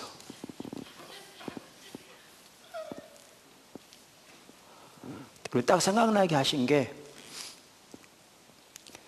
출애굽기 3장에 시내산에서 하나님께서 모세를 보내시면서 내가 너를 보낸 징표가 뭐냐, 네가 이끌고 나와서 여기에서 그들과 함께 내게 예배할 거라, 이게 내가 너를 보낸 징표다 그러셨잖아요. 성황나가 하시면서 그러시더라고요. 참고로 저는 10,000명에 관심 없습니다. 저의 바라보는 건 전혀 10,000명 아닙니다. 여태까지 안 바라봤고 지금도 아닙니다. 저는 처음에는 어떻게 생각했냐면, 하나님이 10,000명 채워주시면 이제 세계선교 열심히 해야겠다 생각했는데, 나중에 그 징표를 돌아보게 되었습니다. 내가 반드시 보내서 이 일을 할 거고 그 결과로 이렇게 될 거잖아요. 그래서 이해가 달라졌는데, 저는 이렇게 생각합니다. 그 일은 반드시 이실 거라고 생각합니다. 아까도 말한 10,000명이 목표는 아닙니다. 저는 마음이 편한 게요, 하나님이 하늘의 별과 같은 자손을 아브라함에게 약속하셨는데 1명 주셨거든요. 1명. 근데 하나님의 약속은 반드시 이루어졌거든요.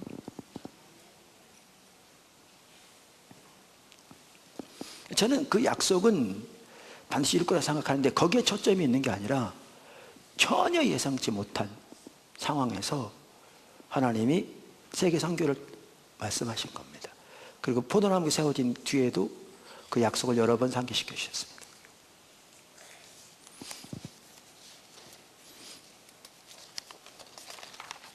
이제 더 최근으로 돌아옵니다.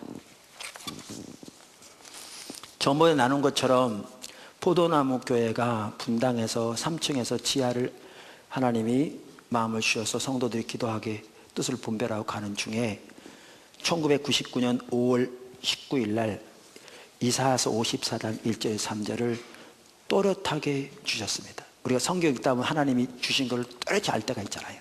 특별하게, 분명하게 의심할 없이 아는, 일이 아닌 게 아니라 일이. 그때 저는 하나님이 지하 주시려고 하는 모양이다 이렇게 생각했다고 말씀드렸죠. 왜냐하면 성경에 뭐라고 써 있냐면, 장막들을 넓히며 초소 휘장을 아끼지 말고 동동 나오니까. 근데 나중에 갈라디아 4장을 보면서 그게 아닌 걸 발견하게 되었다고요. 그동안 집중적으로 교회를 예수 그리스도 터 위에 세우기 위해서 모든 걸 걸고 왔습니다. 주님만 의지하고, 사람들 이해하지 못하고 수없이 방만 다 흩어지고 할 때에도. 근데 하나님이 이 유업을 주시겠다고 하시는 거죠. 놀라운 사실은 그게 1999년 9월 19일 날 그 구절이 주어졌는데요, 1999년 12월 첫 주에 처음으로 해외 선교 올라가게 되었습니다. 그해 그때부터 시작했습니다. 제가 첫 번째 다녀오면서 대기업 비즈니스 하는 분들을 이해하겠더라고요. 국내에서 말씀을 전하려고 그렇게 노력하고 수고했는데 한 나라가 열리니까 국내 못지않은 오히려 더 큰 시장이 확 열리는 거예요, 하나가.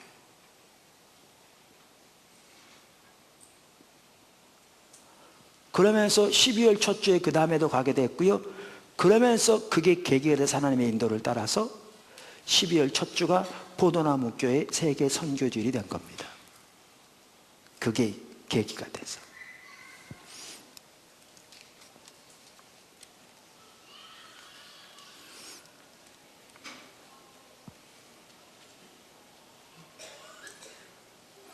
또 이런 일도 있었습니다.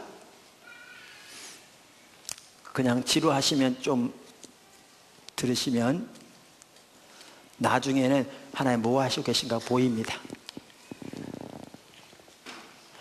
이런 걸 나누는 건 저는 참 쉽지 않더라고요. 이런 걸 나누는 건 저는 참 쉽지 않아요. 안 했으면 참 좋겠는데, 근데 이제 하나님께서 교회를 어떻게 인도하셨고 우리가 어디에 있고 어디로 가는가를 보려면 이게 나눠져야 돼서, 사실 저는 개인적으로 전혀 원치 않는데요, 이런 부분을 이렇게 나누게 됩니다. 하나님의 말씀을 전할 때 그 어떤 포인트를 나타내기 위해서 나누긴 하긴 합니다만, 한 번은 포도나무교 초기인데요, 제가 중보기도 인도하고 있었습니다. 근데 평소 때도 알고 있었는데 하나님이 저를 통해서 국내외에서 많은 일들을 하시거든요. 수많은 사람들의 삶이 근본적으로 변한 얘기도 많이 있거든요. 근데 이게 제가 한 게 아니거든요. 저와 함께한 하나님의 성령의 기름 부음이 한 거잖아요. 그러니까 제가 취할 건 아무것도 없어요. 내가 한 게 아니니까. 이걸 알고 있었는데 제가 찬양을 인도하는데 뭐가 딱 갑자기 쫙 비춰지냐면, 사람들은 저에게 잘해주거든요. 어떤 사람은 선물도 사주기도 하고요, 어떤 사람은 심지어 양복도 사주기도 하고요, 어떤 사람은 저에게 보약도 보내기도 하고요, 어떤 사람은 맛있는 거 생기면 나눠주기도 하고요, 식사도 사주고요. 근데 이분들이 저에게 잘해준 거는 사실 저 때문이 아니거든요. 저를 통해 하나님이 하셔서 그분들에게 유익이 되고 은혜가 되고 삶의 귀한 일이 있었기 때문에 그런 거잖아요. 근데 이 일은 하나님이 하셨는데 대접은 내가 받는 거거든요. 그러니까 내가 얼마나 하나님이 일하실 때 신실하게 하나님의 마음으로 섬겼는가, 이 부분에서만 상급을 받을 텐데, 그런 관점에서 저를 보면 제 자신을 제가 아는데 정말 쉽지 않거든요. 이렇게 볼 때 이 일은 하나님이 하셨는데, 그리고 저는 그렇게 제가 신실하게 섬긴 부분만 상급을 받을 텐데, 여러분 엘리야가요, 과부 집에 숨어 있을 때나 하나님의 불이 내릴 때나 상급은 똑같습니다. 하나님의 명령에 순종한 만큼만 상급 받습니다. 일은 그분이 하신 거니까. 그런데 제 자신을 아는데 제가 하나님 앞에 받을 게 거의 없는 것 같더라고요. 또 뭐죠? 대접은 내가 다 받고.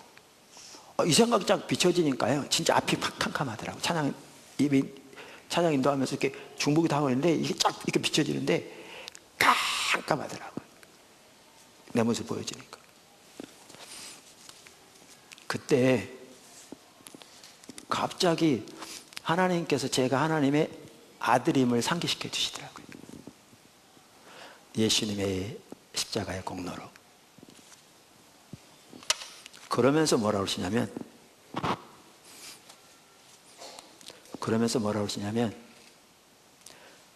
아들임을 상기시켜 주시면서 열방을 구하라 내 아들아, 그것을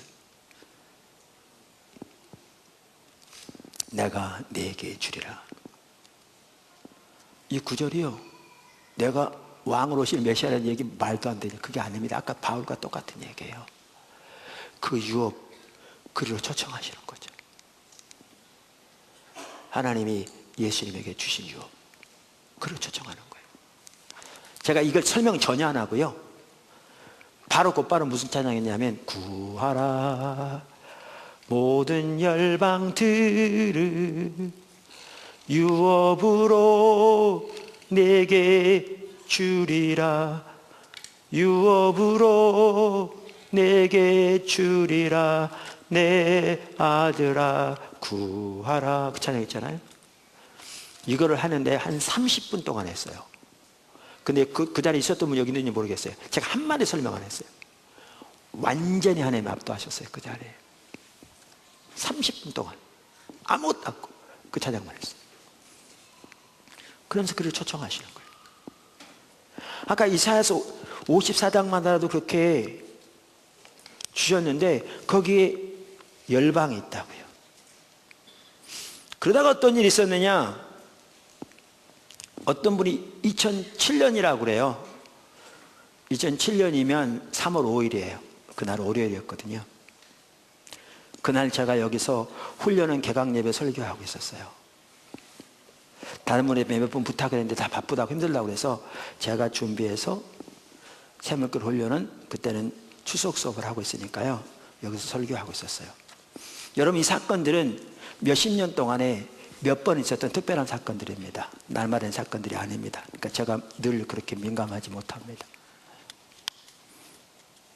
여기서 설교하고 있는데 전혀 예상치 않는데 요게 딱 비춰지더라고요. 저는 하나님 뜻이 저에게 보여지면 전체가 선명히 보이거든요. 눈에 보인다는 게 아니라, 환상이 보인다는 게 아니라, 글씨가 보인다는 게 아니고요, 하나님 뜻이 이렇게 쫙 비춰지거든요. 또렷하게 알 수 있도록 스크린에 보는 것처럼, 육신의 눈이 아니라 쫙 보여지는데, 새물길 선교회가 세워질 때 우리가 화요 모임에 한 분이라도 오셔서 은혜 받고 돌아가서 철저히 교회가 그리스도의 터 위에 세워지도록, 십자가 복음에 세워지도록 힘쓰면 그 교회가 회복되고 하나님 부흥이 예비될 거고 하나님 생명이 회복될 거고, 그래서 그것이면 충분하다고 해서 시작됐거든요. 저는 새물교 선교회가 다음 세대까지 지속될 걸 꿈에도 생각하지 못했거든요. 그거 생각조차 하지 않았거든요. 근데 그 당시인데 딱 뭐가 보이냐면, 여러분, 그리고 부흥이 그렇습니다. 부흥은요, 우리가 하나님의 길로 서면 하나님의 역사 여전히 나타납니다. 그러니까 철저하게 교회가 예수의 터 위에 다시 말해 십자가 복음에 세워진다. 여러분, 그 사람을 산다. 고린도서 1장 3절 2장 2절 산다. 그러면요, 하나님의 자녀로서 유업이 여러분의 삶 속에 실질적으로 나타납니다. 하나님의 인도하심, 성령과의 교제 실제로 나타납니다. 하나님 뜻과 의중이 보여지고, 여러분 하나님과 함께할 때 하나님 여러분 통해서 역사하시고, 여러분을 뒷받침하시고, 여러분 삶 속에 필요를 채우시고, 기도로 응답하시고, 이런 기도로 인도하시고 실질적으로 나타납니다. 교회가 그렇게 서면 그렇게 교회가 회복되어집니다. 실질적으로. 그럼 부흥과 차이는 뭐냐 하면 정도의 차이입니다.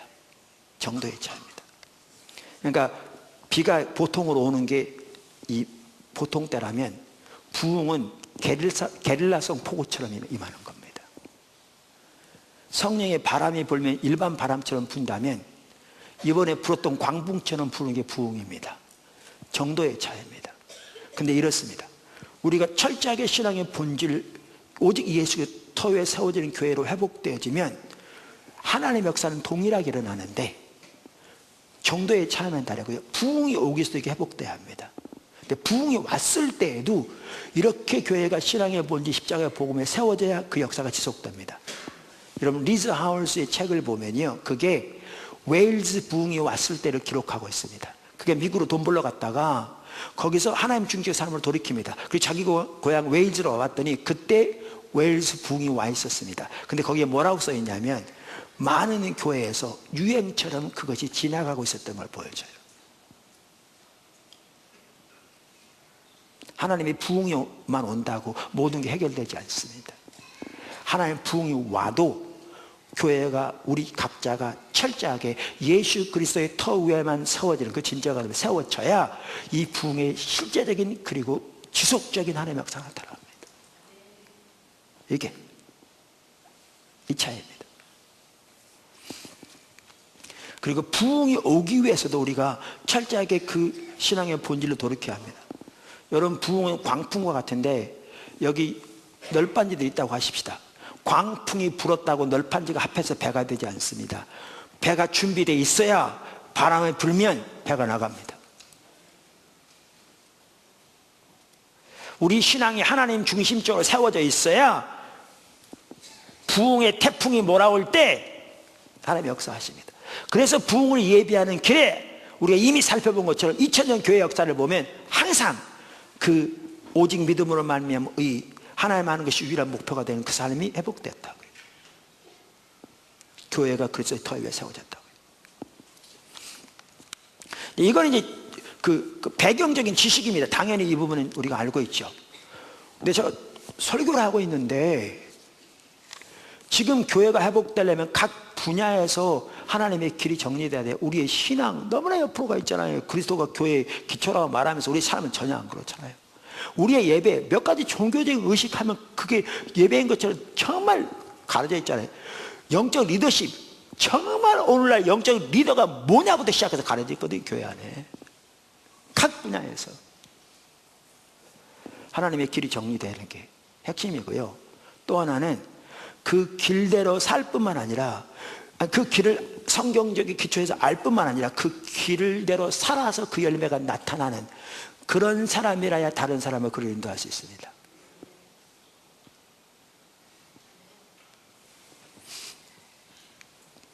중보기도요 책 몇 권 갖다 놓고 정리해서 가르칠 수 있습니다. 근데 아무도 도움되지 않습니다. 철저하게 말씀의 토대에서 기도에 대한 분명한 성경적인 이해를 가지고 그 시대간 하나님의 목적과 목표를 기도하되 그렇게 기도하는 중에 하나님의 뜻과 은용을 알리시고 하나님의 마음을 보이셔서 거기에 삶을 걸고 기도했더니 하나님이 그 열매를 나타내기 시작하시고 그래서 하나님의 행하심을 더 떨어지 보면서 기도할 때 하나님이 그걸 들으셔서 변화 역사들이 나타나는 이렇게 열매가 맺혀지는 사람이라야 다른 사람을 그리로 인도할 수 있어요. 모든 면에서 리더는 자기가 먼저 가보지 못하면 다른 사람 인도하지 못합니다. 그래서 진정한 리더는 성취자 중에서만 나옵니다. 근데 이런 리더들이 각 분야에 세워지고 지금 세문교를 신학원 곧 세워져야 되잖아요. 이런 리더들이 세워져야 됩니다. 세워지고 각 길이 정리되고 그 길대로 성경의 말씀의 토대에서 그 지식적인 지적인 면에 무장될 뿐만 아니라 그대로 삶을 살아서 그 열매가 나타나고 다른 사람을 그를 인도할 수 있는 리더들이 세워지고 분야별로 그리고 이것을 담을 수 있는 제도나 조직 학교와 같은 이게 세워지면 하나님의 일이 이 세대뿐만 아니라 오는 세대들 가운데 그리고 이 나라뿐만 아니라 열방 가운데 지속될 것이 선명히 쫙 보이면서 그 세 가지가 준비될 때까지는 너희 1세대의 몫이라고 그런 마음이 주더라고요. 여러분 이날부터 그전에는 학교에 대한 전혀 생각도 못하고 있다가 이 학교에 대해서 하나님이 말씀하신 뜻을 깨닫게 된 겁니다. 그래서 고민하고 거기 한 핵심 신학교인데 학교에 대한 뜻을 고민하고 하나님 구체적인 뜻을 묻고 같이 기도하고 모여서 뜻을 분별하고 하는 과정에서 어떻게 되는가 작년에 세물결 기도학교 초중고등학교 세워졌습니다. 제가 나중에 들어봐도요 초중고등학교 한꺼번에 시작하는 데는 거의 무모하답니다. 이런 일이 일어나지도 않고요. 거의 한꺼번에 세워질 뿐만 아니라 작은 규모일지 몰라도 매우 귀하게 자리를 잡아가고 있고요. 세워지고 있습니다. 저는 확신하는 게 있습니다. 이건 내 생각이 아닙니다. 주님의 인도를 따라왔기 때문에 확신하는 게 세물결 기도학교 저 한 단체를 통해서만 하더라도 앞으로 엄청난 일들이 일어날 겁니다. 지금 현재도 그렇지만 두고 보십시오. 제 말이 이해가 안 되려 이거 녹화했다가 나중에 10년 후건 20년 후건 저에게 보여주십시오. 제가 그때가 살아있습니다. 여러분이 저에게 보여줄 필요 없습니다. 이 말 녹화했다가 나중에 보십시오. 어떻게 그때 하고 계신가.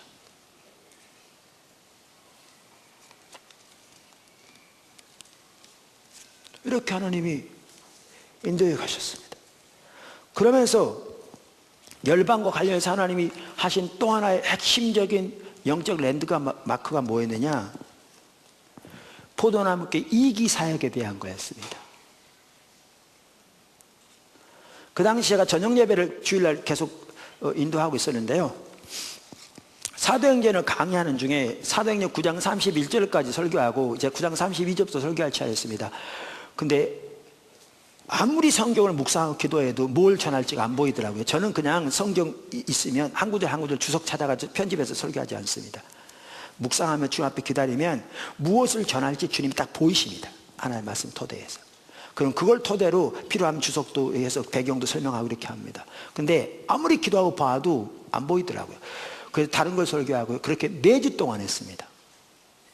그러니까 4주 동안 그 구절을 보고 4주 동안 기도하고 4주 동안 찾았는데 안 보인 거죠. 5주가 됐습니다. 그래서 내가 그 주간도 하나님 무슨 말씀 어떻게 전해야 할까요? 하는 마음으로 딱 보는데 전혀 뜬금없이 어떤 마음이 갑자기 주어지냐면 그 위를 보라고 하신 것 같더라고요. 그래서 바로 그 윗줄이 뭐였냐면 윗절이 사도행전 9장 31절이었어요. 근데 그 구절을 딱 보는 순간에 스크린이 펼쳐진 것처럼 주님이 뭘 하시는지 쫙 보이더라고요. 갑자기. 여러분 사도행전 그게 뭐냐? 이거예요. 9장 31절 이겁니다. 그리하여 온 유대와 갈릴리와 사마리아 교회가 평안하며 든든히 서가고 주를 경외함과 성령의 위로 진행하여 수가 더 많아지더라. 그러니까 사도행전에 보면 예루살렘과 온 유대와 사마리아 땅끝까지로 복음이 증거되는 것이 하나님 뜻이잖아요. 근데 이겁니다. 한 챕터가 닫히는 거죠. 예루살렘, 유대, 갈릴리, 사마리아까지는 잘 됐다. 이제 교회가 평안하고 하나님의 샬롬 평안이 있고 든든히 세워져 가고 주를 경외하는 성도들이 하나님과 경외함 가운데 올바른 신앙 가운데 자라나고 있고 성령의 위로와 운행하심 거기 나타나며 믿는 자가 날마다 더해가고 있는 지금 하나님의 생명이 넘친 교회의 모습을 지금 요약한 겁니다. 예루살렘, 온 유대, 사마리아까지는 됐다. 한 챕터가 정리되고 있는 거죠. 그 다음부터 뭐가 열린 줄 아십니까? 이제 열방이 열려갑니다. 그래서 곧바로 이제 바로 그 후에 하나님이 사울을 구원하신 일이 기록되어 있고 조금 이따 바로 뭐가 세워지냐? 안디옥 교회가 세워집니다. 그러면서 이제 뭐가 집중적으로 나타나기 시작하느냐? 이제 열방의 복음이 증거되는 것이 쫙 나타납니다. 한 챕터가 딱 닫히고 이제 다른 챕터가 열려가기 시작하는데 그게 열방인 걸 순식간에 보이면서 포도나무 교회 창립돼서 여기까지 오도록 우리가 부족한 건 많을지 모르지만 여기에 나와있는 것이 그게 된 것 같더라고요. 그 하나하나 부분이. 그러면서 이제 2기가 열리는데 그 테마는 열방이다. 이거 딱 보이시더라고요. 그래서 우리는 창립부터 2009년 부활주일까지 14년이 한기로 1기로 여기고요. 테마는 회복이고요. 2기는 2009년 부활주일부터 2023년 부활주일 14년까지 열방. 그래서 테마를 잡았습니다. 하나님 인도하셨어요. 그리고 그 다음에 제가 영국 사역 기간 동안에 임승훈 선교사님 별채 이렇게 방 하나 있는 거기서 숙소를 하면서 있는데 숙소에서 집회를 위해 준비하는 중에 샘물교회 선교의 2기를 말씀하시고요. 샘물교회 선교의 2기 핵심 테마는 일꾼 양육, 현재 리더십, 현지 목회자들을 포함해서 차기 리더십 포함해서 그들을 하나님의 길을 세우는 일꾼 양육으로 선명히 보이더라고요. 그러다가 이제 거의 다 됐습니다. 조금만 기다려주시면. 포도나무 교회에 영구표가 주어진 계기입니다. 제가 날짜를 잘 모르겠습니다. 제가 다시 확인해 보니까 2011년은 분명합니다. 그러니까 2011년 1월 달인지 2011년 7월 달인지 둘 중 하나입니다. 연세대학교 원주 캠퍼스에서 중고등부를 위한 워십 캠프를 인도하고 있었습니다. 샘물교회 선교회. 제가 그 연세대 원주 캠퍼스 내에 있는 기숙사에 있는 그 강사 숙소에서 아침에 일어나서 아침 타임은 다른 목사님이 설교해서 제가 간단히 묵상하면서 기도하는데 다른 날을 전혀 그렇지 않는데 성령께서 강력하게 임하신 것 같더라고요. 그러면서 또렷하게 보이더라고요. 뭐냐? 귀에 되는 대로 컨퍼런스 인도하고 귀에 되는 대로 큰 교회 작은 교회 설교 전하고 귀에 되는 대로 나눴는데 오늘날 어른 세대가 광야 생활의 1세대처럼 안 돌이키는 거죠.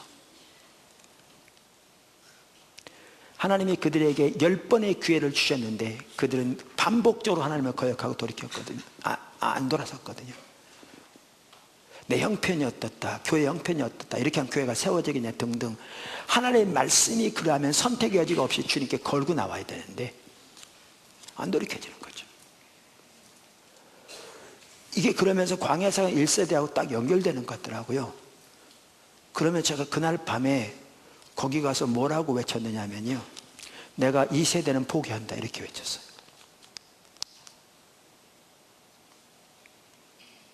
그리고 끝까지 들으십시오.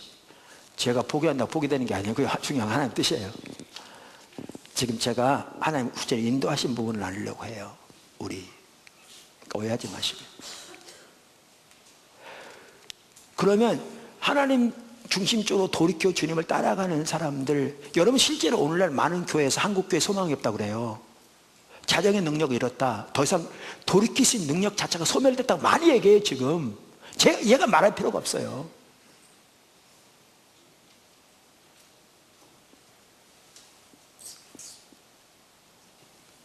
제가 말할 필요가 없어요.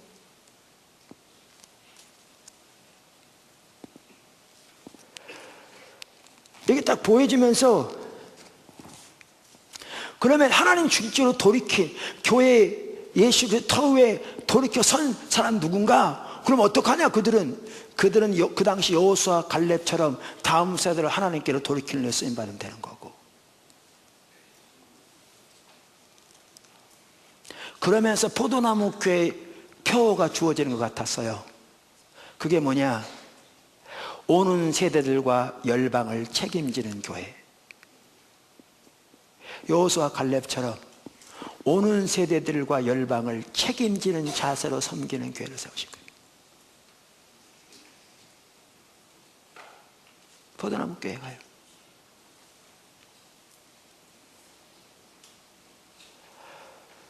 놀라운 사실이 있었어요. 제가 이 세대는 포기한다 그랬는데요, 그 말을 전국의 텔레비전에 말한 것도 아니잖아요. 그리고 내가 그렇게 말했다고 무슨 그게 중요하지 않을 수도 있잖아요. 근데 놀라운 사실은 그때부터 포도나무교회 등록한 장년 숫자가 확 줄어버렸어요. 들은 것도 아닌데. 통계적으로 확 줄었어요. 더 놀라운 사실이 뭔지 아세요? 그때부터 하나님이 다음 세대를 향한 사역을 확 열어가기 시작했어요. 바로 다음에 2012년 7월에 15사단과 27사단 연합 군종병 집체기를 했는데, 그게 하나님이 지금 사역을 확 열어가시는 출발점이 됐고요.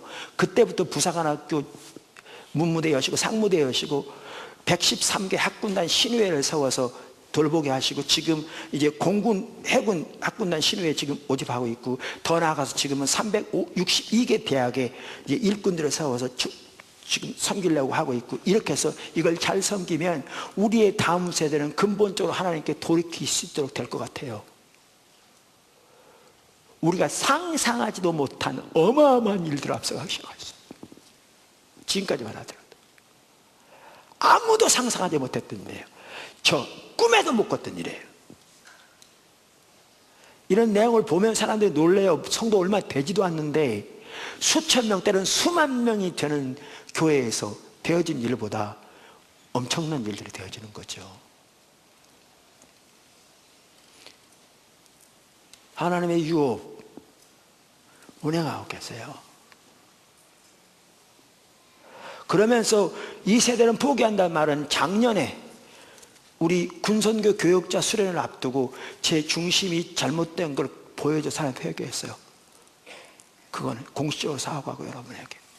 그래서 저는 지금 현재 목사님들도, 지금 현재 성도들도 한 명이나 돌이킬 수 있다면 너무나 소중한 마음을 가지고 그들을 바라보기 시작하고 기대하기 시작했어요. 다시. 그런데 여전히 하나님은 다음 세대를 앞서가세요. 인도해 가세요. 그러다가 2014년 2년 전 7월 초입니다.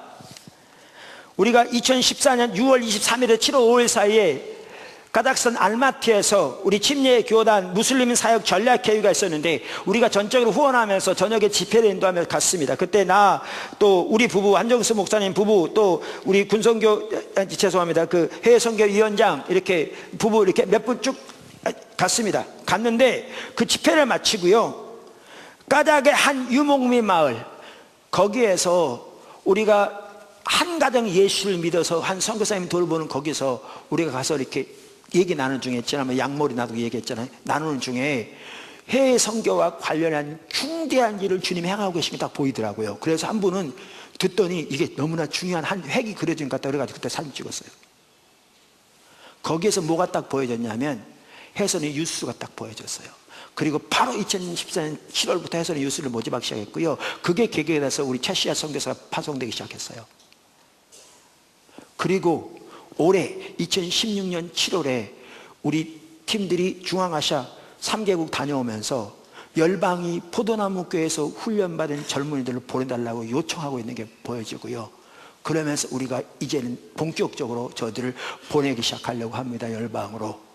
내년에도 몇 명이 나가게 될 것이고요. 여기다가 올해 MK 사역을 첫째 했습니다. 그러면서 2년 전에 사무엘교회 선교회 세계 선교대회를 네트워크를 위해서 시작했는데 내년에 이해를 하게 될 것이고요. MK와 젊은이들이 연결되기 시작할 겁니다. 지금 뭘 하고 계신지 보이십니까? 그러면서 우리에게 있는 것은 일꾼 양육이라고 그랬잖아요. 이 나라 열방 가운데서. 그 중에 하나 뭐냐면 디아스포라 2세들의 양육도 있고요. 외국 인들의 양육도 있고요. 현 세대 보면 다음 세대. 그래서 사무엘교회 신학원은 대만에 세워져 있고요. 이제 한 퍼즐이 남은 게 뭔지 아십니까? 기도할 게. 물론 앞으로 또 하나님 인도하시겠지만 신학교입니다. 하나님이 그때 2007년부터 보이신 거에 포함되어 있었고요. 그게 무슨 말이냐? 기독학교에서 어려서 자라면서 열방의 그런 그 가치관을 자라도록 우리가 1년에 한 달씩은 외국에서 보냅니다. 아이들. 어려서부터 중국어, 영어를 가르치고요. 얼마나 효과가 있을지 모르지만 그들이 분석적인 사고를 배우기 위해서 도서를 정해진 걸 다 읽고 해야 졸업하게 하고요. 하나님 충실을 철저하게 하나님 얼굴을 구하는 자를 일으키고요. 그럼 이런 자들 중에 이제 복음의 사역을 위해 전임 사역적으로 부름 받은 자들이 있을 겁니다. 또 NWWC 방학간에 유치부 같은 650명 이상씩 부모 앞에서 들어와서 합숙하면서 귀하게 역사합니다. 지금 포도나무교회 젊은이들 가운데 참 하나님 함께 하신 것 같아요. 이들, 그 다음에 교회, 이들 중에서 이제 그렇게 주님이 세워가신 이들을 이제 신학교에서 훈련시켜서 이들을 열방으로 보내기 시작하면 저는 이렇게 생각합니다. 열방을 담는다는 것이 단순한 구호에 그치지 않을 거라고 이게 보여집니다.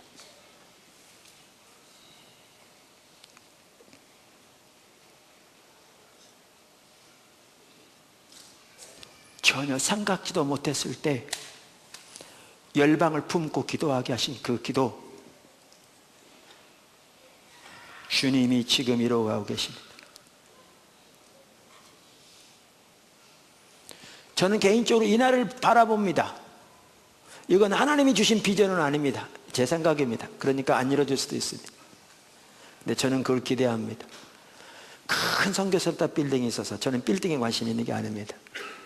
층마다 대륙 권역을 대표하고 그 층에 있는 방마다 나라별 대표들이 세워져서 세계를 위한 전략이 거기서 다뤄지고 미국 IMB처럼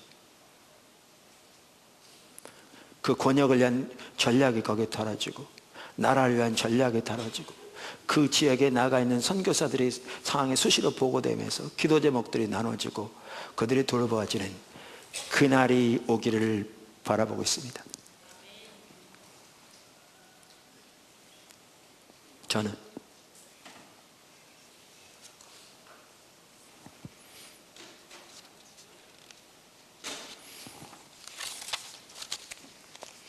아까 우리가 나눈 것 중에 서울에서 케이프타운, 왜 하필이면 케이프타운이야 이렇게 말할 수 있습니다. 그냥 나온 거 아닙니다. 한 나라도 빼놓지 말게 해주세요. 젊어서부터 기도하게 하신 내용입니다. 그걸 붙들고 기도하면 창자에서부터 뜨거운 기운이 올라왔습니다. 열망이. 주님이 그걸 이루어가고 계십니다. 저는 꿈을 통해서 하나님 말씀하시는 게 거의 없는데 한 번은 꿈을 꿨는데 해망봉이래요. 저는 한 번도 아프리카 그걸 안 가봐서 해망봉은 끝이잖아요. 그렇게만 알고 있었는데 끝이면 그 저 뒤가 바다일 텐데 위에 바위가요 이렇게 테이블처럼 이렇게 그냥 널빤지처럼 반반에 크게 있더라고요. 바위가 이렇게 이렇게 사각형으로 이렇게. 그리고 그 위에 딱 섰는데 회만 걸 보면 바다일 텐데 바다가 아니고 이렇게 쭉 육지가 있고요. 저 뒤가 바다인데 여기에 온갖 종류의 인종들이 모여서 여기를 쳐다보는데 거기 강단에 서서 말씀을 전하는데 강단이 자꾸 꺼져서 말씀 못 전하겠더라고요. 준비가 안 된 거죠. 하나님께서 수년 후에 남아프리카 공화국 가면서 제가 비행기에서 깜짝 놀랐습니다. 왜 깜짝 놀랐는지 아세요? 꿈에서 보았던 그 산이 테이블 마운틴이었습니다. 테이블처럼 깎여 있는 케이프타운에 있는, 그리고 케이프타운이 바로 테이블 마운틴 앞에 있는 거기에 온갖 종류의 인종이 모여 삽니다. 그래서 늘 염두에 있습니다. 내년 1월에 저하고 제 아내 이기수 목사님 부부가 케이프타운에 갑니다. 거기 아프리카 리더십 그분들을 선교사님 섬기러, 그분들만 섬기러. 왜? 같이 연합해서 남아공뿐만 아니라 아프리카 여러 나라들 같이 섬기려고. 십자가 복음으로.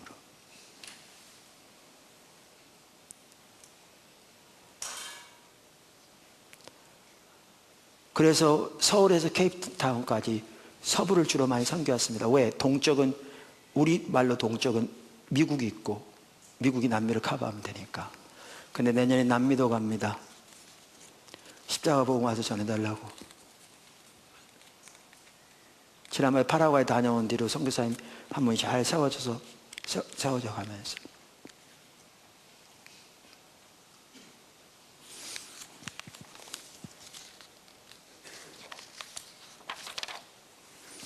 이제 아까 읽었던 부분을 다시 읽고 마치겠습니다. 아까 ET 얘기도 했는데,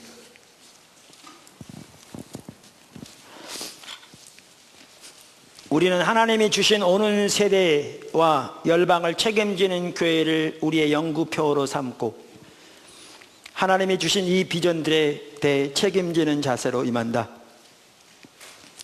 이 표를 실천하기 위해 우리는 3대 실천 사항을 가진다. 3대 실천 사항이 잘 실현되면 하나님의 회복과 부흥의 역사는 이 세대와 오는 세대에서, 그리고 이 나라와 열방 가운데서 지속될 것이다. 3대 실천 사항. 교회가 회복되는 데 필요한 하나님의 길을 각 분야별로 정리한다. 각 분야별로 다른 사람들을 하나님의 길로 세울 수 있는 일꾼들을 양성한다. 일꾼들을 양성할 수 있는 학교 등과 같은 제도와 설비를 마련한다. 7. 우리는 한 나라도 빼놓지 말게 하옵소서라는 기도와 함께 온 열방이 주께 돌아오기를 위해서 기도하고 섬기되 서울에서 케이프타운까지라는 구호를 가지고 우리나라를 중심으로 서쪽을 우선적으로 섬긴다. 우리는 이 모든 비전들과 목표들의 실현을 위해 하나님께서 우리에게 주신 현 위치의 주변에 있는 본교회와 사물교회 선교회 부지들과 건물들을 합해서 부흥의 도시라고 부르며 부흥의 도시를 위한 하나님이 주신 지속적인 3대의 기도 제목을 가진다. 이곳이 하나님의 영광으로 임하시는 거룩한 곳이 되게 하소서. 이곳이 지속적으로 하나님과의 만남의 장소가 되게 하소서. 이곳이 열방으로 나갈 일꾼들이 세워지는 곳이 되게 하소서. 이게 포도나무교회를 세우신 하나의 목적입니다. 그래서 여기까지 왔습니다. 지난 주간 쭉 살펴본. 그리고 하나님이 지금 이렇게 하고 계십니다. 하나님 우리를 그렇게 하나님의 비전을 향해 인도하고 계십니다.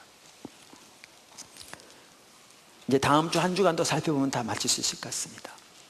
저는 포도나무교회 지체들이 그저 주일날 교회만 왔다 갔다 하는 그런 신앙 말고, 거기 가면 예배가 참 은혜스럽더라, 말씀이 은혜스럽더라, 그거 말고 하나님이 원하시는 우리의 신앙이 무엇이며 하나님의 교회를 세우신 목적과 비전이 무엇이고 왜 나를 이리로 인도하셨으며 나를 하나님의 교회 지체로서 어디로 이끌어 가신 게를 깨닫고 그 비전을, 하나님의 비전을 향해 우리가 온 사람으로 같이 동참하며 같이 가는 그러한 교회가 되기를 바랍니다. 그리고 지속적으로 그렇게 주님을 찾으며 주님을 따라가면 하나님이 시작하신 일은 그리스도 예수의 날까지 그분이 완성하실 겁니다. 그러한 교회, 그러한 성도가 되기를 예수님 축원합니다. 기도하겠습니다. 참 오늘 세계 그 선교 축제 있습니다. 딱이 맞았어요. 그래서 한번 쭉 돌아보시면 여기 식당에 돌아보시면 그 많은 이 좋은 내용들이 있고 또 하나님 하신 일을 볼 수 있습니다. 꼭 이렇게 같이 가보시면 좋겠습니다. 기도하겠습니다.